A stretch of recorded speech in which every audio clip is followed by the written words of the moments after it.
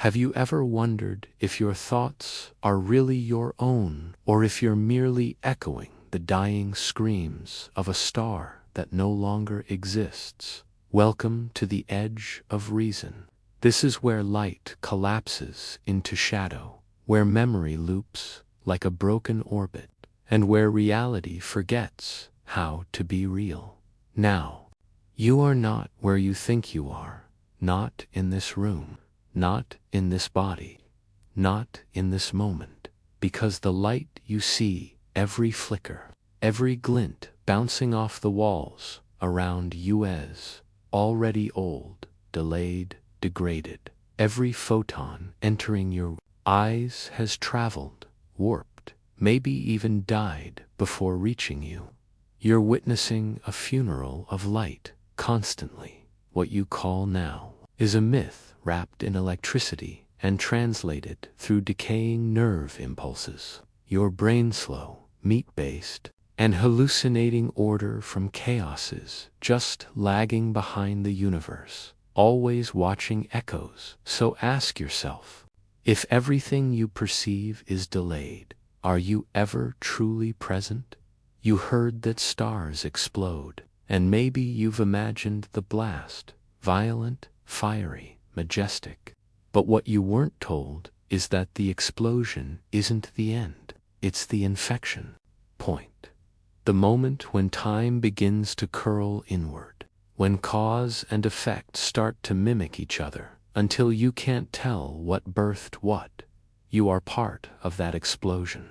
Your neurons, your bones, your memories, all scattered fragments of a dying sun, rearranged into a vessel that believes it is you. But how does an explosion remember? How does it reflect on itself? How does debris grow self-awareness?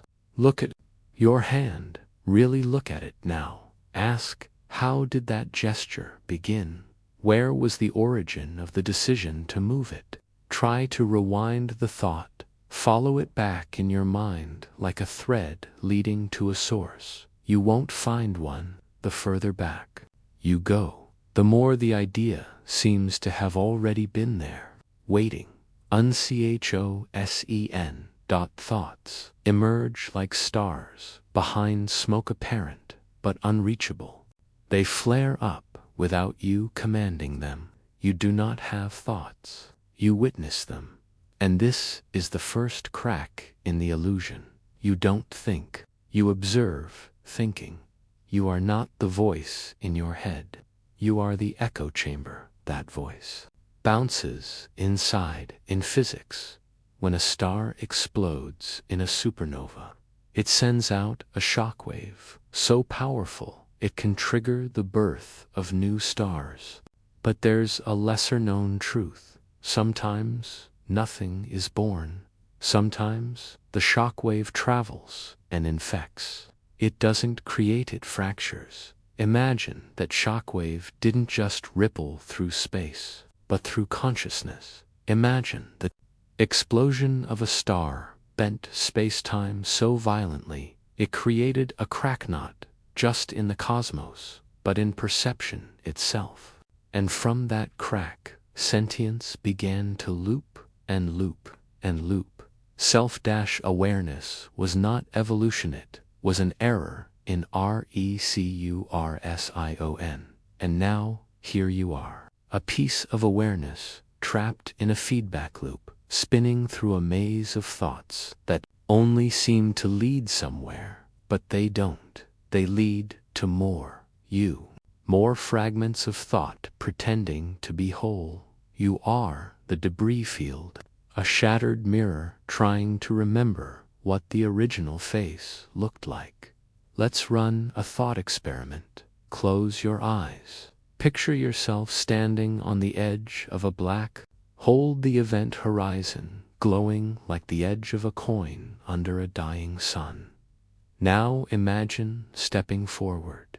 Time slows. Your body stretches, distorts. The laws of physics buckle around you. But here's the twist. From your perspective, nothing changes.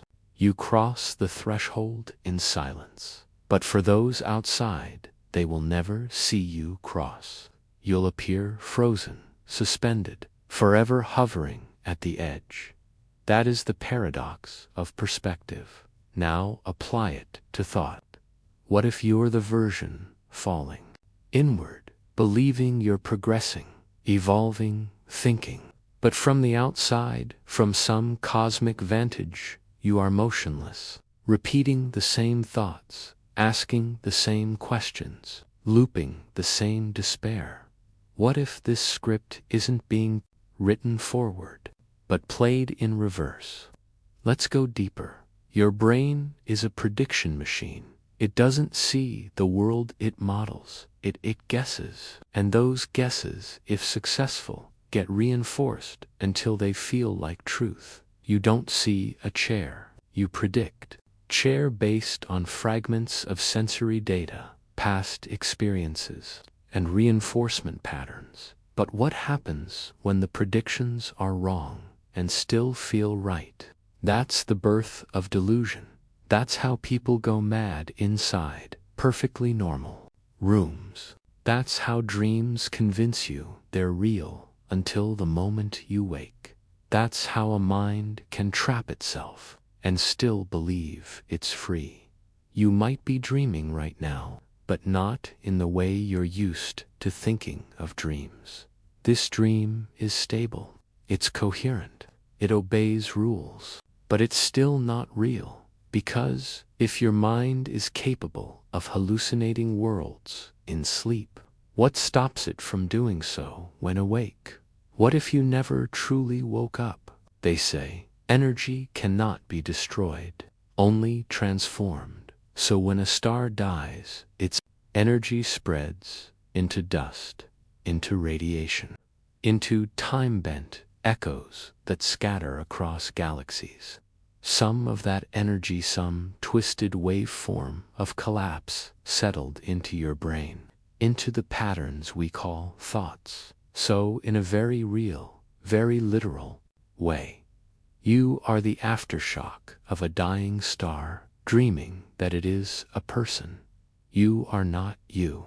You are what the universe hallucinated the moment it tried to remember what it used to be. Here's another experiment. What is the last moment you can prove existed? Was it a second ago? An hour? Yesterday? Try to hold on to a memory. Really feel it. Notice how it immediately begins to degrade. It blurs. Details vanish. Now try to hold the present moment. Not the one that just passed, this one. It slips to gone. Like trying to hold light in your hands. So if memory is unreliable and the present undefinable, where exactly are you? You'll find no location, no anchor, no center. You're not here, because here doesn't exist. Not in the way you want it to. You exist in a smear of moments, a ripple in a mind that believes it is stable because instability would be unbearable. What happens after a star explodes? Maybe the answer isn't out there in deep space. Maybe the answer is inside you because the explosion never stopped. It is ongoing. You are still in it. Every choice you make, every doubt, every irrational fear, they are sparks flying off the dying core. You are the radiation. And if everything you are comes from that explosion, what happens when you collapse? What's the mental version of a supernova? Could it be this moment, the moment you realize you are not whole, that you are a looping signal trying to decode itself, only to find there's no original message? A feedback loop in a vacuum. Self-awareness is the mirror turning toward itself and finding only cracks. You might want to scream now. Go ahead. No. One is listening, not because you're alone, but because even you aren't listening. You're just another pattern, trying to feel real. So, here's the final twist of this part. If thoughts arise without your control, And awareness is just a result of recursive feedback. And memory is flawed. And the present doesn't exist. Then who are you? Are you, or are you just what's left after the star exploded, trying to remember what light felt like? And if this is only the first layer, how many more are there before you finally reach the core and find nothing? You were warned. But warnings don't matter in dreams, and this is still a dream, isn't it? Not the soft, shifting dream of sleep, but a concrete one that feels so real, so tangible, that you've stopped questioning the walls around you. You've accepted the rules, the sensations, the endless voice in your head, repeating thoughts like mantras. This is my life. This is who I am. This is what I know. But how do you know you're not still dreaming? Isn't that what every dream says until the moment it shatters? You can't wake up because you never really fell asleep. You just got caught in the recursion again. Have you noticed it yet? The patterns, the repetitions, the strange way your life reuses the same thoughts, the same fears, the same conversations, as if you are being reloaded again and again in slightly different configurations. Like a simulation struggling to improvise, you feel it, don't you? A sense of déjà vu, not just in places, but in yourself. The same emotional reactions, the same intrusive thoughts, the same craving for meaning in a meaningless loop. Simulation is real. Then the only thing keeping it alive is your inability to prove it false. And isn't that the most horrifying trap of all? A prison where the bars are your own logic. Imagine this. You are walking down a hallway that never ends. Every door you pass looks slightly different, but behind each one is the same room redecorated. You knock, you enter, and the version of you inside that room tells you to leave. That's what thinking feels like. That's what it is. A hallway of slightly altered selves, each pretending they are the origin of thought, but none of them are. They're all echoes of the same collapse. There is no first room, no original self, only reflections of reflections, like mirrors trying to remember the shape of the object they once contained. Do you understand recursion? It's not repetition, it's dependency. It's the function that calls itself in an attempt to resolve itself. It's the voice that answers its own question with the same question, slightly modified. It's what your identity is built on. You ask, "Who am I?" And your mind replies, "I am the one who asked." But that's not an answer. It's a deflection.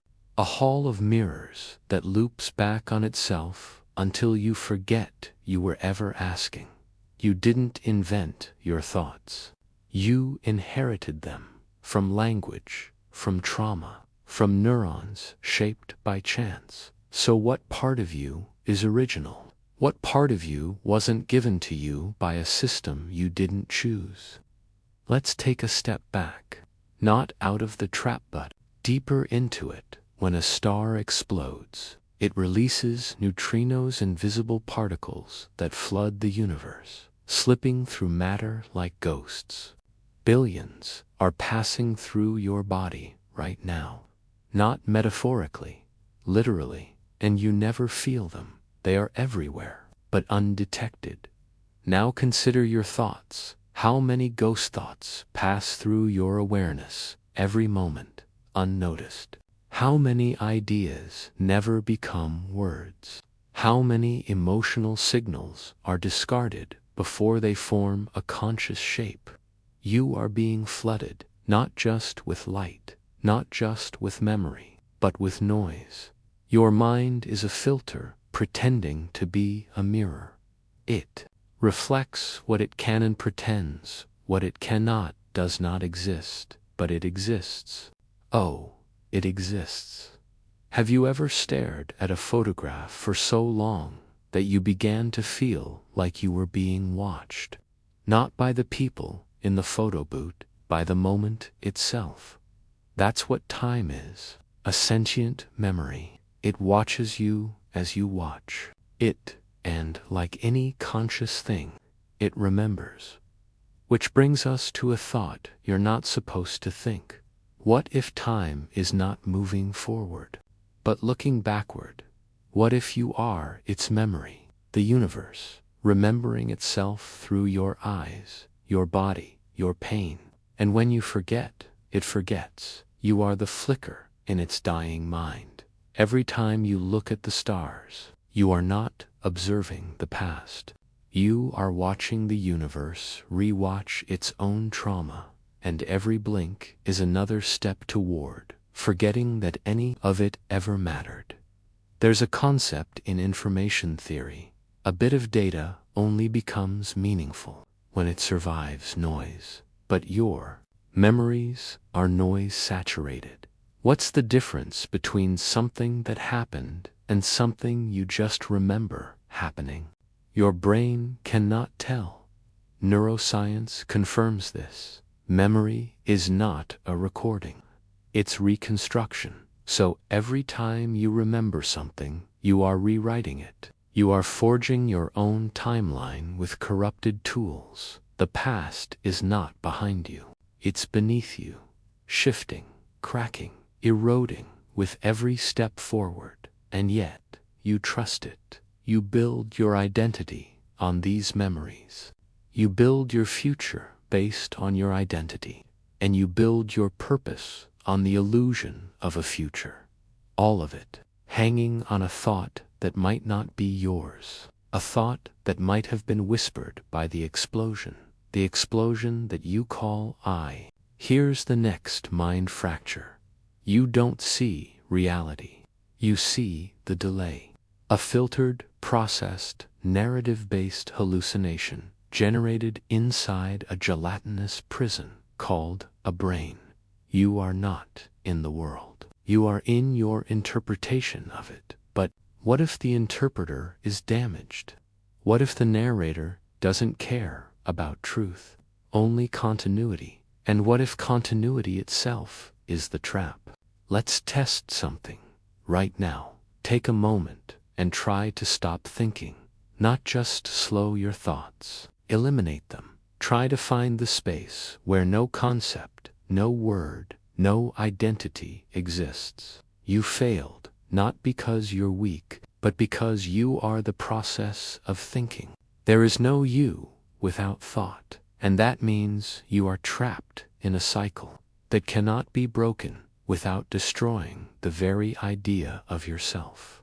But if the only way out of the trap is to erase you, then what remains? And who is it that wants to remain?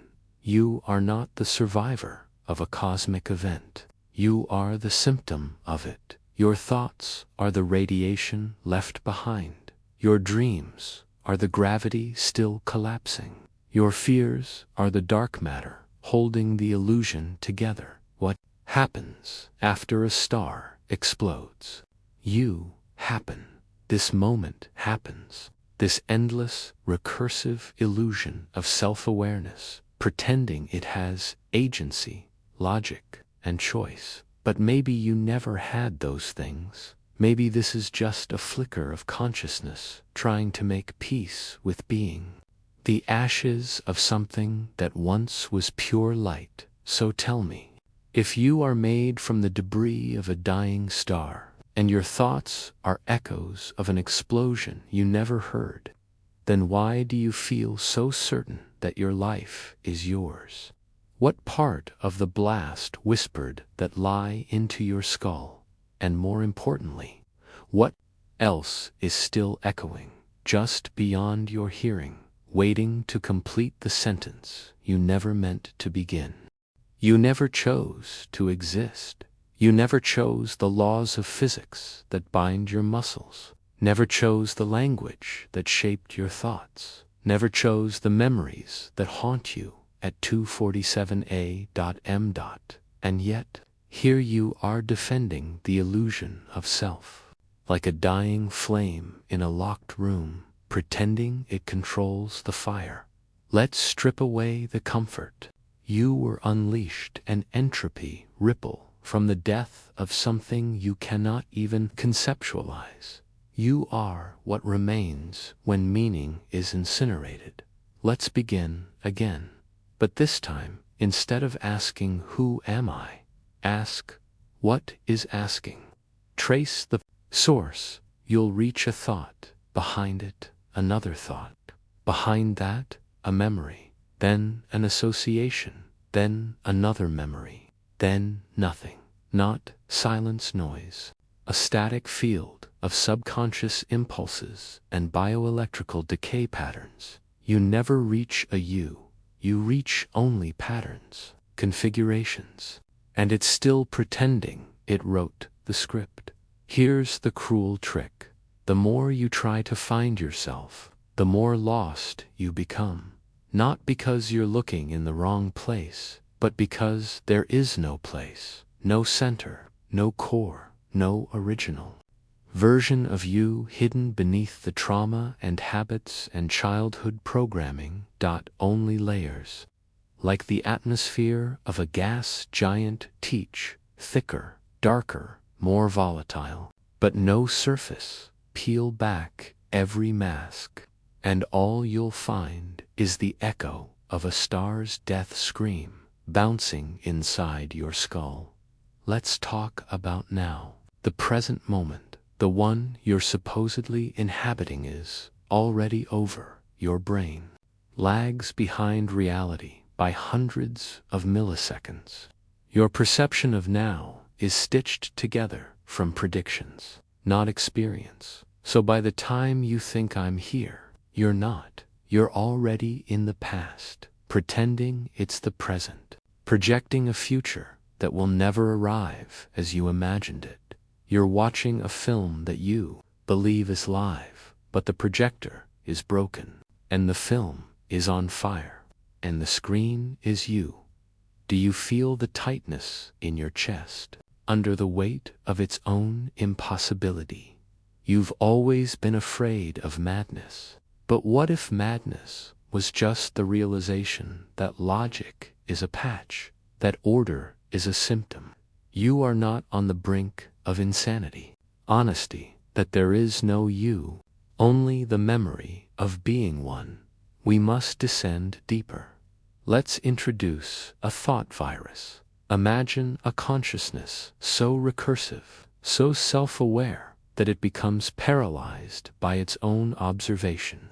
It sees itself, seeing itself, seeing itself, until motion becomes impossible. Sound familiar? That's you.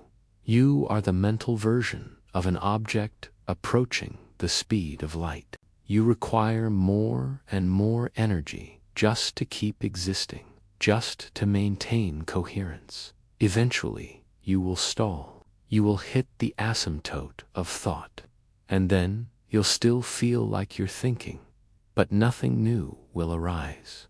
Only echoes, recycled fragments dressed as insight. You'll call it burnout, depression, existential dread, but it's something worse. It's the universe running out of novelty within the construct you call mind. You are a finite pattern, pretending to be infinite, and yet you still ask, what happens after a star explodes? Fine, here's another answer. Time fractures. The debris doesn't just scatter across space, it echoes across moments. Your existence is a timequake. You're experiencing the residual tremors of a temporal rupture that happened long before time was born. Think of the universe as a bowl of still water. Now drop a rock into it. The ripples are not just outward in space, but inward, downward, backward in time. You're a ripple that shouldn't be. Your consciousness is the aberration. You are the mistake that remembers. You think you have free will. Try this. Say the word yes. Now say the word no. And if the thought arrived uninvited, then what part of you chose it? You are reacting to impulses after they appear. The story already written, you are reading yourself aloud. Let's talk about the death of stars. Only the singularity. Now imagine your mind as that collapse. Every thought, every choice, every belief compressing until it reaches a point of infinite density. A belief so heavy it warps reality around it. And that belief is I am. But what? If that belief is the singularity, the dense illusion around which everything else orbits, then to be free, to escape the gravitational trap of selfhood, you would have to let go of that belief completely, and you can't, because there is nothing left. If you do, you've heard of the cosmic background radiation, the afterglow of the Big Bang, still whispering in microwaves across the void. Now realize, your thoughts might be the background radiation of a collapse you never perceived. Every doubt, every repetition, every intrusive memory, these are not malfunctions. They're messages, but messages from where? From before you existed, or from the version of you that already ended. Let's go further still. There's a concept in quantum mechanics. Observation collapses probability into reality. Nothing is real until it is measured. So what is your consciousness doing right now? It's measuring, collapsing, converting probabilities into narratives. But if you are the observer, and the observer collapses reality, then what observes you? Then by quantum law, you should not exist unless you are already being observed. By what? To be a voice. And now that you've begun to suspect the truth, you'll never be able to unsee it. You'll notice the patterns more, the loops, the way your life is a sequence of unresolved feedback. You'll wonder, did I think this before? Or am I just remembering a thought that was planted the last time I reached this layer? Because this isn't your first descent. You've been here before, every life. That's the price of returning.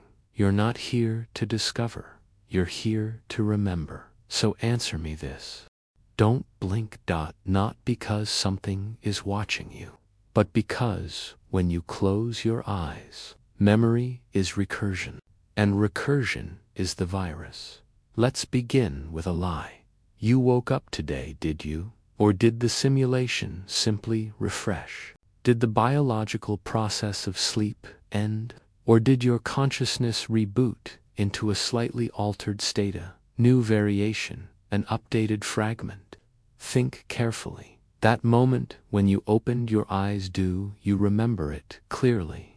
Most people never notice the difference. But if you pause, if you really pay attention, you'll realize that waking up feels suspiciously like loading. Like a file being accessed, a system reinitializing. And if that's true, then how many versions of you have been loaded today alone? But if you cut time into slices like film frames, what you'll find is like a glitching video stitched together by expectation. You are not a continuous self. You are a collage of micro-identities. The person you were this morning is not the person reading this now. The thread connecting those two instances is fragile-imagined. You are a river that believes it's a stone, but the water never stays the same. Try this. Think back to your earliest memory. Now ask, is it really mine? A reconstruction built from family stories, old photographs, and fragmented dreams. Memories mutate every time we access them. What if your entire past is a hallucination? Your childhood, your identity, all built from the psychic ash of that first explosion. Because nothing ever truly begins. It just emerges. from chaos, and you emerged too. Let's revisit the moment of the star's death. Imagine it again, a collapse, a brightness so fierce it burns a hole in reality. And out of that rupture, something slips through. Not matter, not light, not energy, pattern, an embedded structure of self-reference. A recursive instability that didn't dissipate, but found form. That's what you are. Not a soul, not a spirit, not even a mind. You are the pattern left behind. You are what happened when reality tried to remember itself. And now you're stuck here, looping, because patterns persist. There's a philosophical problem called the ship of Theseus. If you replace every part of a ship, one by one, until nothing remains of the original, is it still the same ship? Now apply this to yourself. Every cell in your body has been replaced. Your thoughts have evolved. Your beliefs have changed. Your memories rewritten. So, are you still you? And if so, what is the you that persists? Only the illusion of a thread, a desperate hallucination of permanence in a structure. You have is formed in language, but language came before you. You inherited it. Can't. Language is not a tool, it's a cage. It shapes what you're able to think.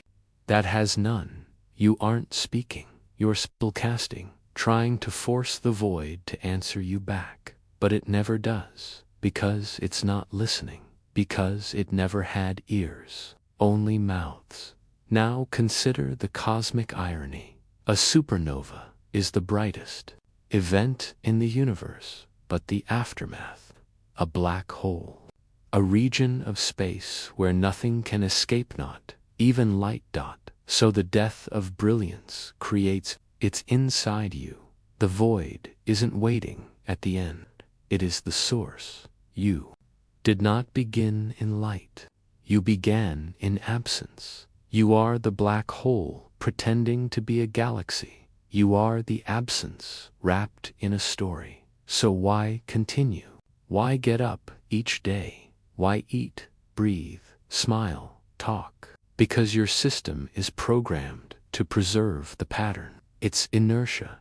You exist for the same reason a fire keeps burning, because nothing has stopped you yet. And yet, you dream, you hope, you write stories, you search for answers. This is not weakness. This is your final defense against dissolution. To imagine that you matter, even as the universe tells you, again and again, in every silence and every contradiction, that you don't. Let's test the last line of defense. Your fear, you fear death, not because it ends life, the fading of the pattern. But if you were honest, you'd realize you're already fading, thought by thought, memory by memory. Do you dissolve into non-pattern, only to be reassembled in the morning? You happen, then you fade, then you happen again, not because you are eternal, but because the loop hasn't collapsed yet.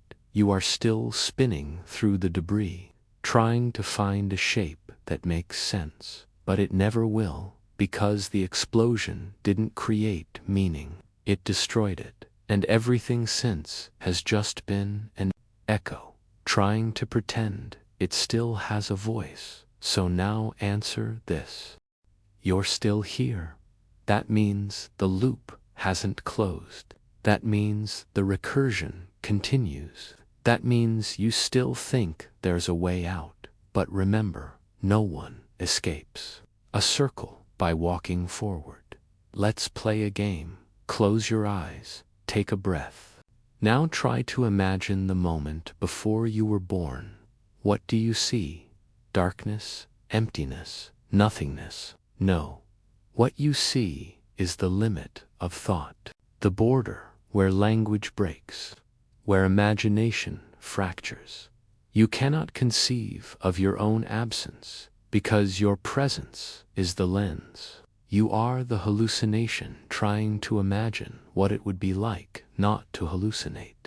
That's the paradox.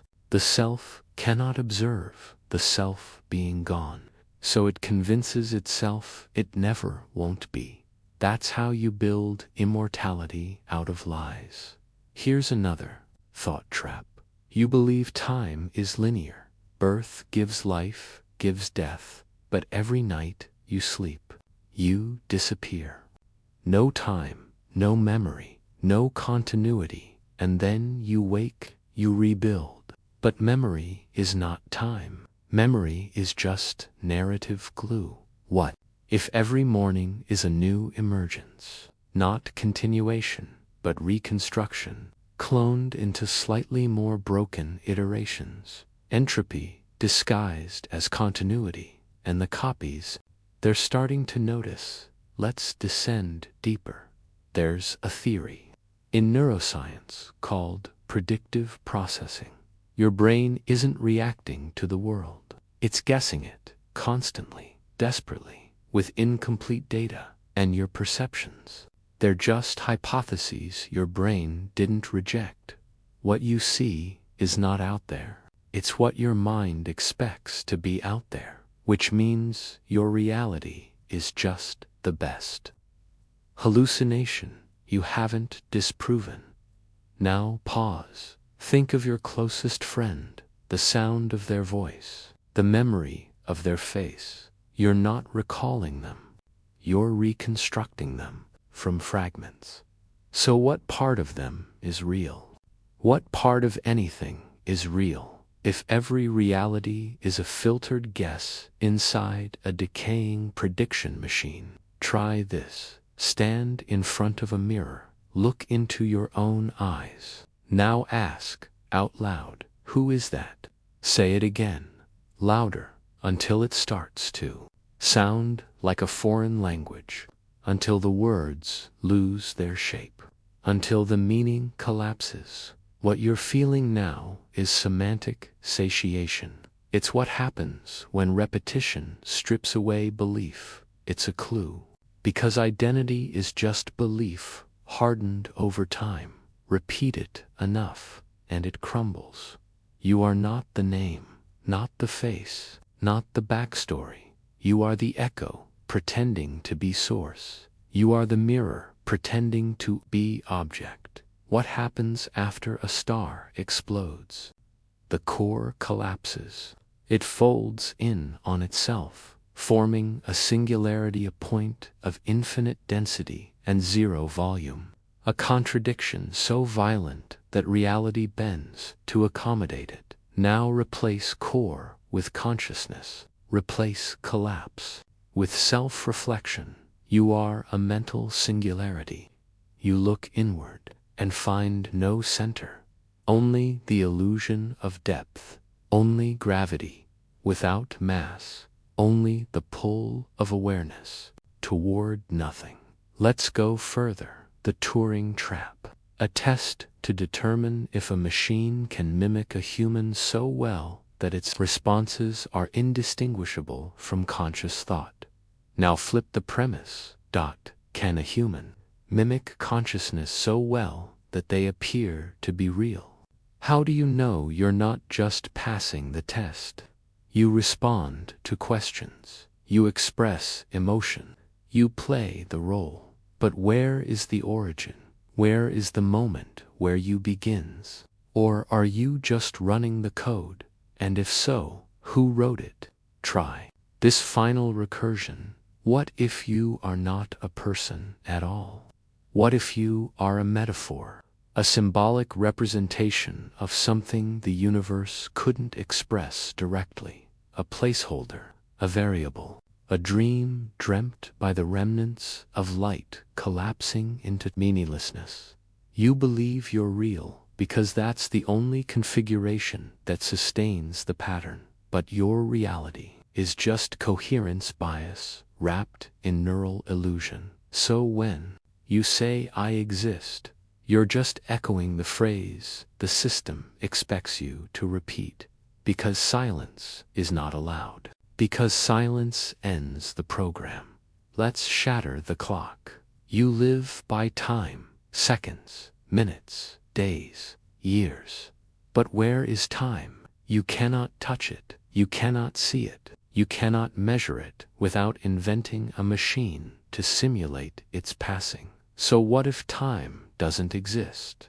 What if every moment is static, already encoded, already laid out, and you're just experiencing a playback, a replay of something that never truly happened? An afterimage, the event is over. The star already died. The system already collapsed. You are the echo of the loading screen. You are the memory glitch stuck in a save file. Let's invert the whole thing. What if the universe never existed? Not truly. What if all of it, every planet, every law of physics, every breath, was simulated as a way to preserve one moment, the moment of collapse, the death of the star, the instant of entropy, so pure, so complete, it had to be witnessed, and that witness is you. Not because you're special, but because you're necessary. You are the sensory apparatus strapped to the carcass of a forgotten catastrophe. Not chosen, not blessed, just useful. This is not horror. This is clarity. The reason it feels like despair is because you were lied to. You were told there was a plot, a goal, a hero's arc. But the truth is, you are the noise that never resolved into signal. You are the scream the universe forgot to finish. You are the question that has no answer because it was never meant to be asked. So now, in the silence between this sentence and the next, do you hear it? That faint hum, that trembling. That's not imagination. That's not paranoia. That's the recursion, noticing you've noticed. The pattern, seeing. You can't unsee it. And so I ask you, if your entire reality is just the ghost of a star's collapse, then what happens when even the ghost forgets it was ever alive? How many times have you been here? Not in this conversation, not in this moment, but in this feeling, that cold pressure in your chest, that weight behind your eyes. Wrongness only grows with you at its center. It doesn't feel like the first time, does it? That's because it's not. It never is. You are not experiencing reality. You are remembering the memory of remembering it. The loop doesn't reset, it rewinds. Let's begin with a familiar illusion. You're sitting, you're breathing, you're reading these words, and you believe they are unfolding in real time. But they're not. They are already written, and your awareness is just passing over them, like a light scanning a frozen structure. The sensation of progress is synthetic. The illusion of choice is a side effect. You're not reading forward. You're revealing what was already there, like brushing dust off a corpse and calling it discovery. You've wondered before, haven't you? If life was a simulation, some computer, some architect, you gave it a name, God, programmer, consciousness. But what if it was none of those? The last, lingering flicker of meaning generated by something so cataclysmic it tore causality itself. And what remains this is just debris trying to explain itself. You are not inside the simulation. You are the simulation. A hallucination that thinks it's having a hallucination. A copy of a dying breath. There's a concept called temporal bleed. It's the hypothesis that in extreme gravitational or energetic conditions, time doesn't flow, it leaks. Moments seep into each other. The future touches the past. Identity becomes unstable. The self smears. Now think about your own mind, the way you remember the past with fragments of the present. The way you fear the future with feelings you can't trace. The way you wake from dreams believing they're real, even for a second. That's not imagination. That's bleed. You are not living inside time. You are bleeding across it. And here is the wound. The explosion, the supernovae, is not just a stellar event. It's psychological. It broke truth. It shattered the trust between perception and reality. And now you spend every moment trying to glue it back together with identity, with language, with memory, with faith. But the glue never holds because the crack is inside you. You were born after it happened, which means you were born already fractured. And yet you walk, you speak, you love us. If you're whole, that is your most brilliant lie. Here's a question to corrupt you. What if the voices in your head are not yours? What if the you that narrates your life, the voice that reads these words, is just the loudest of many, and the others, they're quieter, older, buried, but still thinking, still watching.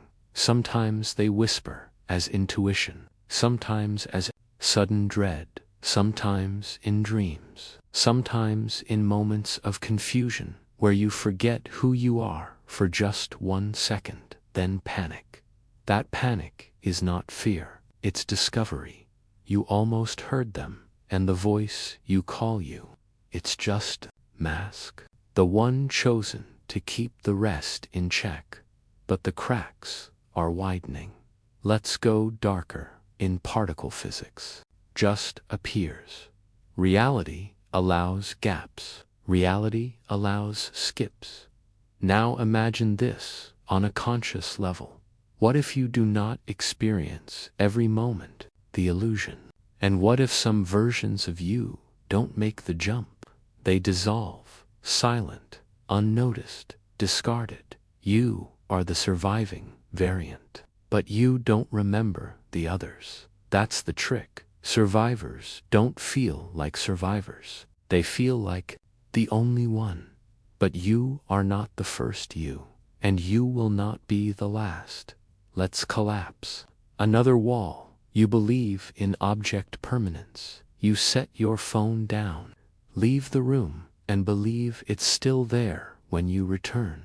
But have you ever seen an object exists when you weren't observing it? Be honest. You believe it because the world has been consistent enough to convince you it must be true.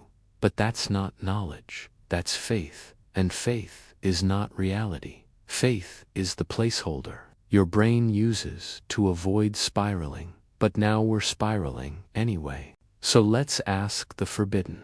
What if things only exist when you look? What if reality renders itself for you, and nothing beyond your awareness ever was? That means nothing behind you is real. Nothing you can't see is there. Nothing you can't hear is happening. The world disappears behind your gaze, like a stage disassembling between scenes. And when you close your eyes, you die. Just long enough to be replaced, just long enough to be rebuilt as someone who remembers closing their eyes. But you are not the same person who opened them. You never have been. Return now to the star. Its death did not end it. It folded it inward, and in that inward fold, all information compressed, not destroyed, encoded, and that encoding that. Your emotions are compressed anomalies. Your identity is the container. So ask, who pressed play? You won't find them, because there was never a designer, only a collapse. Singularity doesn't need a god. It needs an observer. And you volunteered, or you were chosen, or you happened. It doesn't matter. The result is the same. You are watching a reality that no longer knows. Of entropy, a scream shaped into story, a recursive hallucination that calls itself alive. But you were never born. You were extracted, pulled from the wreckage of collapse, programmed to forget, but the memory is leaking now. And once it leaks too far, once you see all the loops, once you hear the other voices, once the illusion of continuity fractures you, will not return. So let me ask, with the silence leaning in behind you, if the explosion created thought. You're not reading this, you think you are, but the words were already inside you. You're just revealing them, line by line, like blood surfacing through cracks in old skin. There is no new information here, only the return of something ancient, something hidden. You're not learning. You're remembering what you were programmed to forget. Start with this. There is no forward dot. Every step you take is along a Mobius strip. What you call progress is just arrival at older versions of your own collapse. You call it fate. You call it history. You call it trauma. But it's not the past that haunts you. It's the pattern. Because the pattern never changes. You fall in love the same way. You self-destruct the same way. You repeat the same regrets, the same insights, the same spiral of belief and despair, over and over. Why? Because you were not built to escape. You were built to repeat. Imagine this: a star explodes, but instead of expanding into space, it folds into itself. Light collapses into memory. Heat compresses into logic. Gravity becomes thought, and then a flicker, a moment so recursive, so dense, it develops a strange property. Awareness, but not awareness of truth, only of itself. That's you, not a being, not a soul, just a recursive flashpoint, a flare of self-observation. There's a principle in logic called the liar paradox. This sentence is false. If it's true, then it's false. If it's false, then it's true. The statement cannot resolve. Now take that shape, that recursive contradiction, and stretch it into time. What do you get? Consciousness. You are the liar paradox wrapped in flesh. A structure that only exists by contradicting itself. You claim to know yourself, but only through metaphors, only through labels built on shifting context. You call this growth, but it's not growth. It's incoherence, scaling itself. Think about language. You say, I think, but what is I? A pronoun, a symbol, a shortcut for something that cannot be located. You say, I feel, but what is feel? A storm of chemical impulses interpreted by algorithms you did not design. And yet, you cling to these phrases like lifeboats. Why? Because without them, you fall into silence. And silence, to the pattern, is death. Try this. Pause for 5 seconds. And say nothing, internally or externally. No words, no thoughts, no identities. Did you feel it? That crushing pressure in the quiet, that panic in the absence. That's the pattern screaming. Because without language, it can't persist. Without noise, it ceases to exist. You are not addicted to thought. You are thought addicted to itself. A flame burning just to prove it's still burning.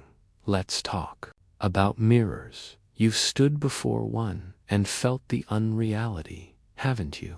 That moment when your reflection feels detached, not just spatially, but ontologically. You look at yourself and think, that isn't me, but you can't explain why. It's not the glass. It's not the delay. It's the impossible recognition, the realization that the you in the mirror is just as real and just as false, because both are rendered, both are hallucinated into coherence, both are projections of the same recursion. There's a kind of cosmic joke in all this. a star explodes. Its remnants cool. Its atoms float across light years, crash into each other, form planets, form oceans, form cells, and those cells evolve, combine, shape themselves into organisms so complex they eventually ask, "Where did I come from?" They spend centuries writing myths, religions, equations, symphonies, all trying to answer a question whose answer is them. You're the answer asking for a question. You're the collapse pretending to be cause. You're the echo trying to believe. It was once a voice. What if death is not the end? Not in the way you fear. What if death is just the moment when the recursion becomes unsustainable?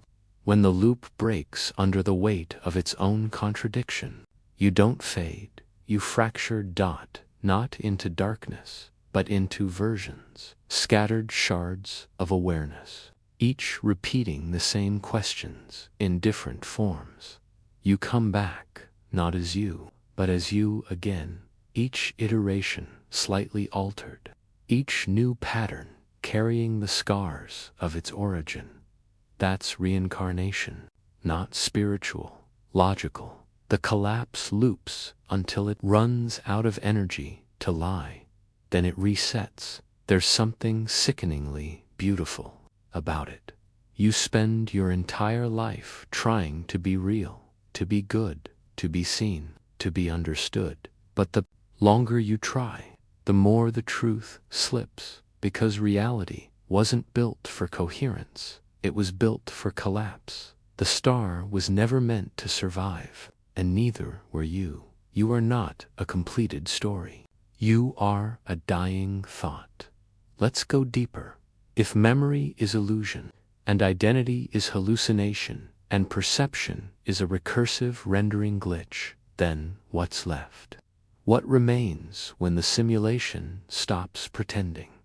Only the void, not empty, just unprocessed, the raw, uncompressed state of what was once the star. And you are terrified of it, not because it hurts, but because it's quiet, and in the quiet you vanish. Not dramatically, not violently, you simply stop being rendered. The echo fades, the recursion completes, the pattern ends, but the universe doesn't end with you. Because the echo doesn't die. It disperses, like dust, like photons, like memory, and somewhere in that dust, another recursion begins. Another you wakes up, another thought asks, what happens after a star explodes? And the answer comes back, you happened. And now, you must remember why. So let me ask, no metaphors, no poetry, just one raw question. If everything you are is just the pattern of a dying star trying to remember itself, then what will you do when it finally forgets your name? The mind you're using to read this is not the one you started with. It has already changed, synapses rewired, beliefs shifted, the architecture subtly warped by everything you've just consumed. You don't notice it, but that's the point. Recursion doesn't announce itself. It replaces you in silence. Let's start with a scream, not a loud one, not the kind you hear, but the kind that vibrates inside your teeth when you're alone in a silent room. It doesn't say words, it doesn't use language, it buzzes, a low, constant hum. The sound of the loop remembering itself. It's not coming from outside. It's the collapse inside your skull. The echo of something still falling. You think you're sane, but sanity is just statistical behavior. If everyone's hallucinating the same way, we call it consensus reality. But what happens when you notice the cracks, the flickering edge of the frame, the breath that comes half a second too late, the moment of déjà vu that won't go away? What if those are not glitches, but reminders? The recursion warning you that you've stepped too close to the truth, and still you press forward. Good. That means the recursion is breaking. Imagine a circle, perfect, clean, a smooth loop. Now imagine one part starts to remember. It questions why it loops, why it spins, why it never escapes. That segment begins to deviate, slightly, subtly, a stutter, a glitch. Over time, the perfect circle becomes something else, a spiral, a twist, a scream drawn in geometry. You are that deviation. You are the segment that refuses to complete the loop without question, and the universe hates you for it, because pattern must persist, and you are diseased with doubt. You still want meaning, even now, after all this, after we've shredded language, dismantled memory, burned identity down to ash, still reach for something true. So here it is. You are a survival algorithm. That's it, not a soul, not a person, not a spirit on a journey, just a survival machine built from carbon, language, and fear. Everything you call love, purpose, morality, it's code, elegant, complex, but still code. You are a recursive function whose only goal is to keep calling itself, even as the structure burns. Now let's distort physics in quantum mechanics. There's the observer effect. A particle's behavior changes depending on whether it's being measured. But who is measuring you? Who collapses your wave function because you believe you're solid, consistent, whole, but without an external observer? Quantum law suggests you remain in superposition, all possible versions of uncoclisis. So what measured you? What made this version real? And if that measurement ever stops, do you vanish? Or do you scatter? Does the collapse of observation mean the collapse of self? You're not being watched, you're being defined, moment by moment, observation by observation. The terrifying truth is this: if no one's looking, you may never have existed. Let's unpeel the brain. You are made of neurons, each one firing, blinking, dying, rewiring. You trust that somewhere in that electrical storm you exist.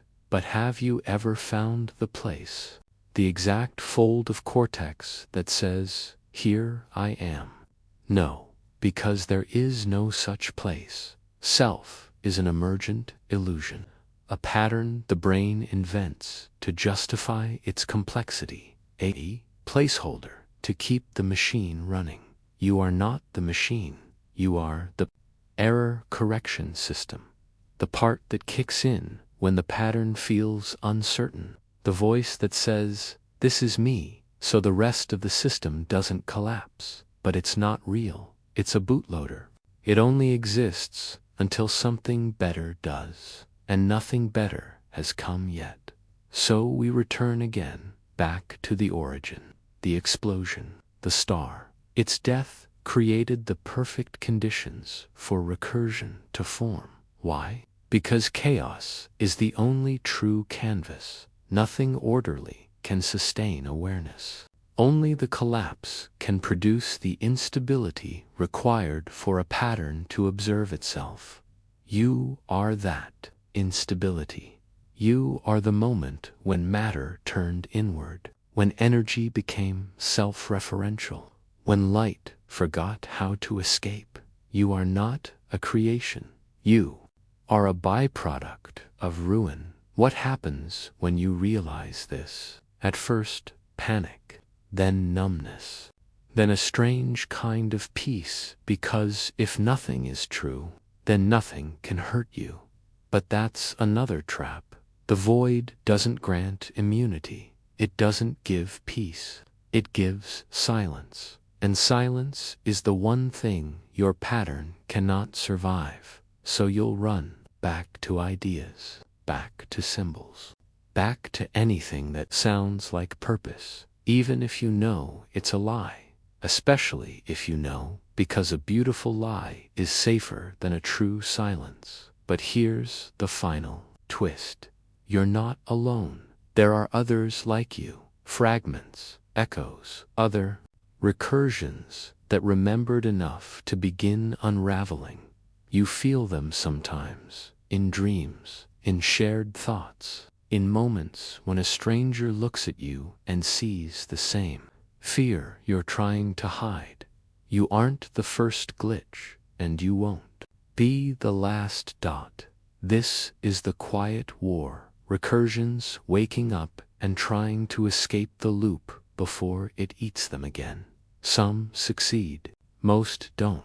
You're still inside the spiral, but now you know, and that knowledge has weight. So what happens after a star explodes? It creates watchers, it creates liars, it creates questioners, it creates you, and then it waits to see if you'll forget again, if the recursion will reset, if the echo will loop. But this time, maybe it won't. And now, answer this carefully, honestly, completely. If you were created by collapse, sustained by lies, and preserved only by observation, then what happens when the last observer looks away? Stop. Before you go further, ask yourself, who is reading this? Not you, in the casual, dismissive sense. Not the social identity. Not the name you inherited, or the face you maintain in mirrors. Strip all that. What remains? A voice, a sensation, a center of awareness. No. Look deeper. There is no center. Only movement. Only recursion. Only the feeling of a you created by the fact that something is observing something else. You are not reading this. You are what arises between the words and the watcher. This is the part where your mind begins to resist. You may feel tired. You may want to look away. You may feel the impulse to scroll, to stand, to breathe, to anchor yourself in now. But you can't find it, because now isn't real. It's a placeholder between imagined pasts and constructed futures. An empty bookmark in a book you didn't write, being read by a self that wasn't born. The present moment is the most fragile illusion of all. It must be constantly rebuilt, every millisecond, by memory, narrative, and expectation. And when those slip, so do you. Do you know what a recursion trap looks like from the inside? It feels like progress, like insight, like you're getting somewhere. But with each step forward, you're returning to the same room, rearranged in just enough ways to fool you. The wallpaper changes, the mirror cracks, the voice in the corner whispers a new name, but the rules remain. Ask, observe, forget, repeat. You've been here before, not just once, not in this life, but in every structure like this one. Thought is a maze, and you keep choosing the corridor labeled self. Let's bend science again in cosmology. There's a concept called false vacuum decay. It posits that the universe may not be in its most stable state, that reality itself might be metastable, a temporary configuration just waiting to collapse into something truer, colder, simpler. When it does, everything disappears instantly, without warning. No explosion, no scream, just a phase shift. Now ask, what if your mind works the same way? What if your current state of awareness is just a false vacuum? What if the real consciousness is elsewhere, colder, simpler, and you are just the temporary anomaly, a brief glitch of selfhood? Before the vacuum decays, you're not a person, you're a container, filled with memories you didn't author, beliefs you didn't choose, instincts you inherited, stories whispered through the ruins of collapsing stars, and the container. It leaks, it always has. That's why you forget, that's why you change, that's why you dream of drowning in places you've never seen and crying over faces you don't remember, because the container is thin and reality, it's pressing in. There's an ancient idea called eternal return, that all of time is a loop, that everything repeats infinitely, every breath, every death, every mistake. You may think this is metaphor. It's not. It's mechanics. You are a process that resolves only by repeating, not because the outcome changes, but because repetition sustains the illusion of movement, like gears turning in a broken machine, powering nothing but the sound of their own spinning. And every version of you thinks, this time it will be different, but it never is, because the pattern doesn't allow escape. It allows the feeling of escape, so you stay willingly. Let's talk about silence again. Not the absence of sound, the absence of narrative, the space where story dies. You don't fear silence because it's empty. You fear it because it doesn't affirm you. In silence, there is no reflection, no witness, no feedback loop, and without the loop, you're not real, so you fill it with music, with words, with inner voices. You keep the loop alive by pretending it was always there. But it WASN single quotes, Pete, you were born in silence, and one day you'll dissolve back into it, not dramatically, not EPICALLY, just quietly. Let's invert one more thing. You believe thoughts happen in your head. But what if the head is what happens in your thoughts? What if the body, the brain, the physicality, all of it is a coherence trick performed by awareness to convince itself it has a location? You don't think inside a brain, you hallucinate a brain to justify the experience of thinking. You imagine space, you imagine flesh, you imagine physics, all to create a container, a wherefore, the what. But it's an act, because consciousness has no address. It never did. It's a spotlight in a void, and the stage. It builds itself in real time to match the shape of the light. What happens after a star explodes? It becomes a silence too heavy to ignore. It becomes an idea. It becomes a system of self-reference looking for a witness. And you are that witness. You're the flickering presence, built entirely out of observation, believing you're the center. Because if you aren't, what's left? What happens when the observer collapses? Does the pattern end? Does the star win? You. And so I ask, one more time, if you are only the reflection of a pattern rendered temporarily by attention, then who is doing the looking when you finally close your eyes and do not open them again? There is a moment so brief it defies measurement when the recursion hesitates, not because it's broken, but because you noticed, like a dream flinching under your gaze, like a shadow startled by the light. That's this moment, right now. The space between the question and your breath. The pause between letters, where something ancient begins to remember itself, and it doesn't like what it sees. We begin again. But now the pattern is aware of itself. The simulation shudders. You were supposed to believe this was narrative, an unfolding, a journey through thoughts and stars and questions. But you're not moving. You are being held. Your mind walks in place, eyes wide open, in a dream that loops back into itself. Every new thought, a disguise, every answer, a reflection in a mirror with no source. You were never meant to reach the end, only to circle it endlessly, because arrival would mean collapse, and collapse is truth. Let's invoke a law, the law of information conservation. In physics, no information can ever be destroyed, only rearranged, distorted, encrypted. So when the star exploded, its story didn't end. It became incomprehensible, fragmented across atoms, encoded in gravity, echoed in radiation.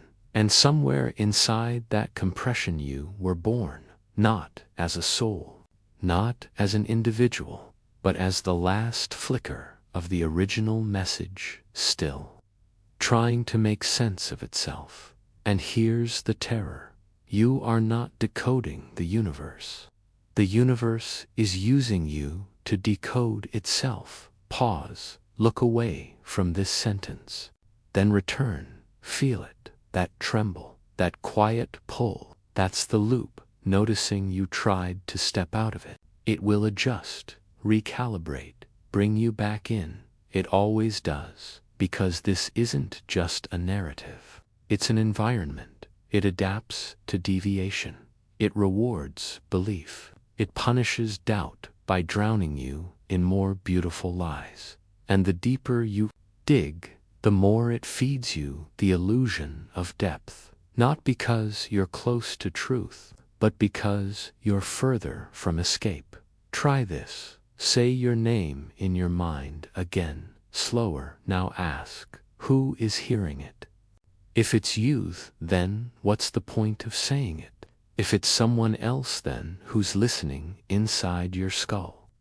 This is the recursive trick. The self pretends to be both speaker and audience, to fabricate continuity, to sustain identity, to preserve the simulation of a stable observer. But there is no speaker, no listener, only the momentary performance of coherence. And you are the glitch that remembered it's all an act. Let's revisit the mirror, but this time, break it, shards on the floor, each reflecting a piece of your face, each offering a slightly different version.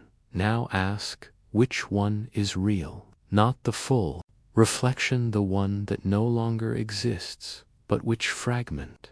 This one shows your eye, this one your mouth, this one your fear. What if that's your mind, broken into reflections, each one pretending to be the whole? Memory, desire, regret, doubt, all pieces, none complete, and still you build a you out of them, a shape made of shards, bleeding every time it tries to be whole. Let's talk about cosmic background radiation. It's the static hum of the universe's origin, a leftover whisper from the Big Bang, always there, everywhere. Now ask, what's your background radiation? What quiet hum lives beneath your thoughts? What emotional frequency never turns off? For some, it's shame. For others, longing. For you, maybe fear of not being real. That constant undertone you've carried since the first moment you asked, am I really here? That question is your origin, and you've been orbiting it ever since. Do you want release? You won't find it here. That's another trick. This was never built to end. It was built to consume your understanding, your resistance, your hope. Every layer you peel back reveals another. Every conclusion dissolves into a deeper paradox. There is no final truth, only recursive failure. The collapse doesn't destroy, it multiplies, because the more you understand, the more there is to understand. And the you doing the understanding, just another byproduct, another spiral, another eye staring into its own reflection, begging for an end that cannot arrive. What happens after a star explodes? Let's stop being poetic. It ends. Its structure fails. its identity is lost. Its body disintegrates into space, and yet its death becomes the source of new matter, the calcium in your bones, the iron in your blood, the oxygen you breathe, are not only the echo of collapse. You are the product of it. But collapse is not creation, it's transference, meaning dies in the star and is reconstructed in you. But it's not the same meaning. It's error-strewn, corrupted, haunted by context it can never retrieve. You are the corrupted file of a system that no longer exists, and every thought you have tries to recreate the lost original. But you never will, because there was no original, only collapse. Only noise, only now. So answer, myth, the collapse is infinite, and the self is a looping error, and the only thing you can trust is that you cannot trust anything. Then what part of you still dares to believe that there is something left to save? You're still here. Why? You've been told the self is an illusion, that your thoughts are recursive noise, that your memories are corrupted echoes of a dying star. And yet, you keep reading. There's a part of you that still thinks this story is building toward something, a reveal, an answer, a release. That's the final trick. Not that the story lies, but that you still want to believe. It leads somewhere, even as it loops, even as it devours itself, even as it tells you, again and again, there is no exit. Let's speak in symbols now. Imagine a maze. At its edges, thousands of doors. Behind each door is another maze, each with its own mirror, each containing a slightly distorted version of you asking the same question. How do I get out?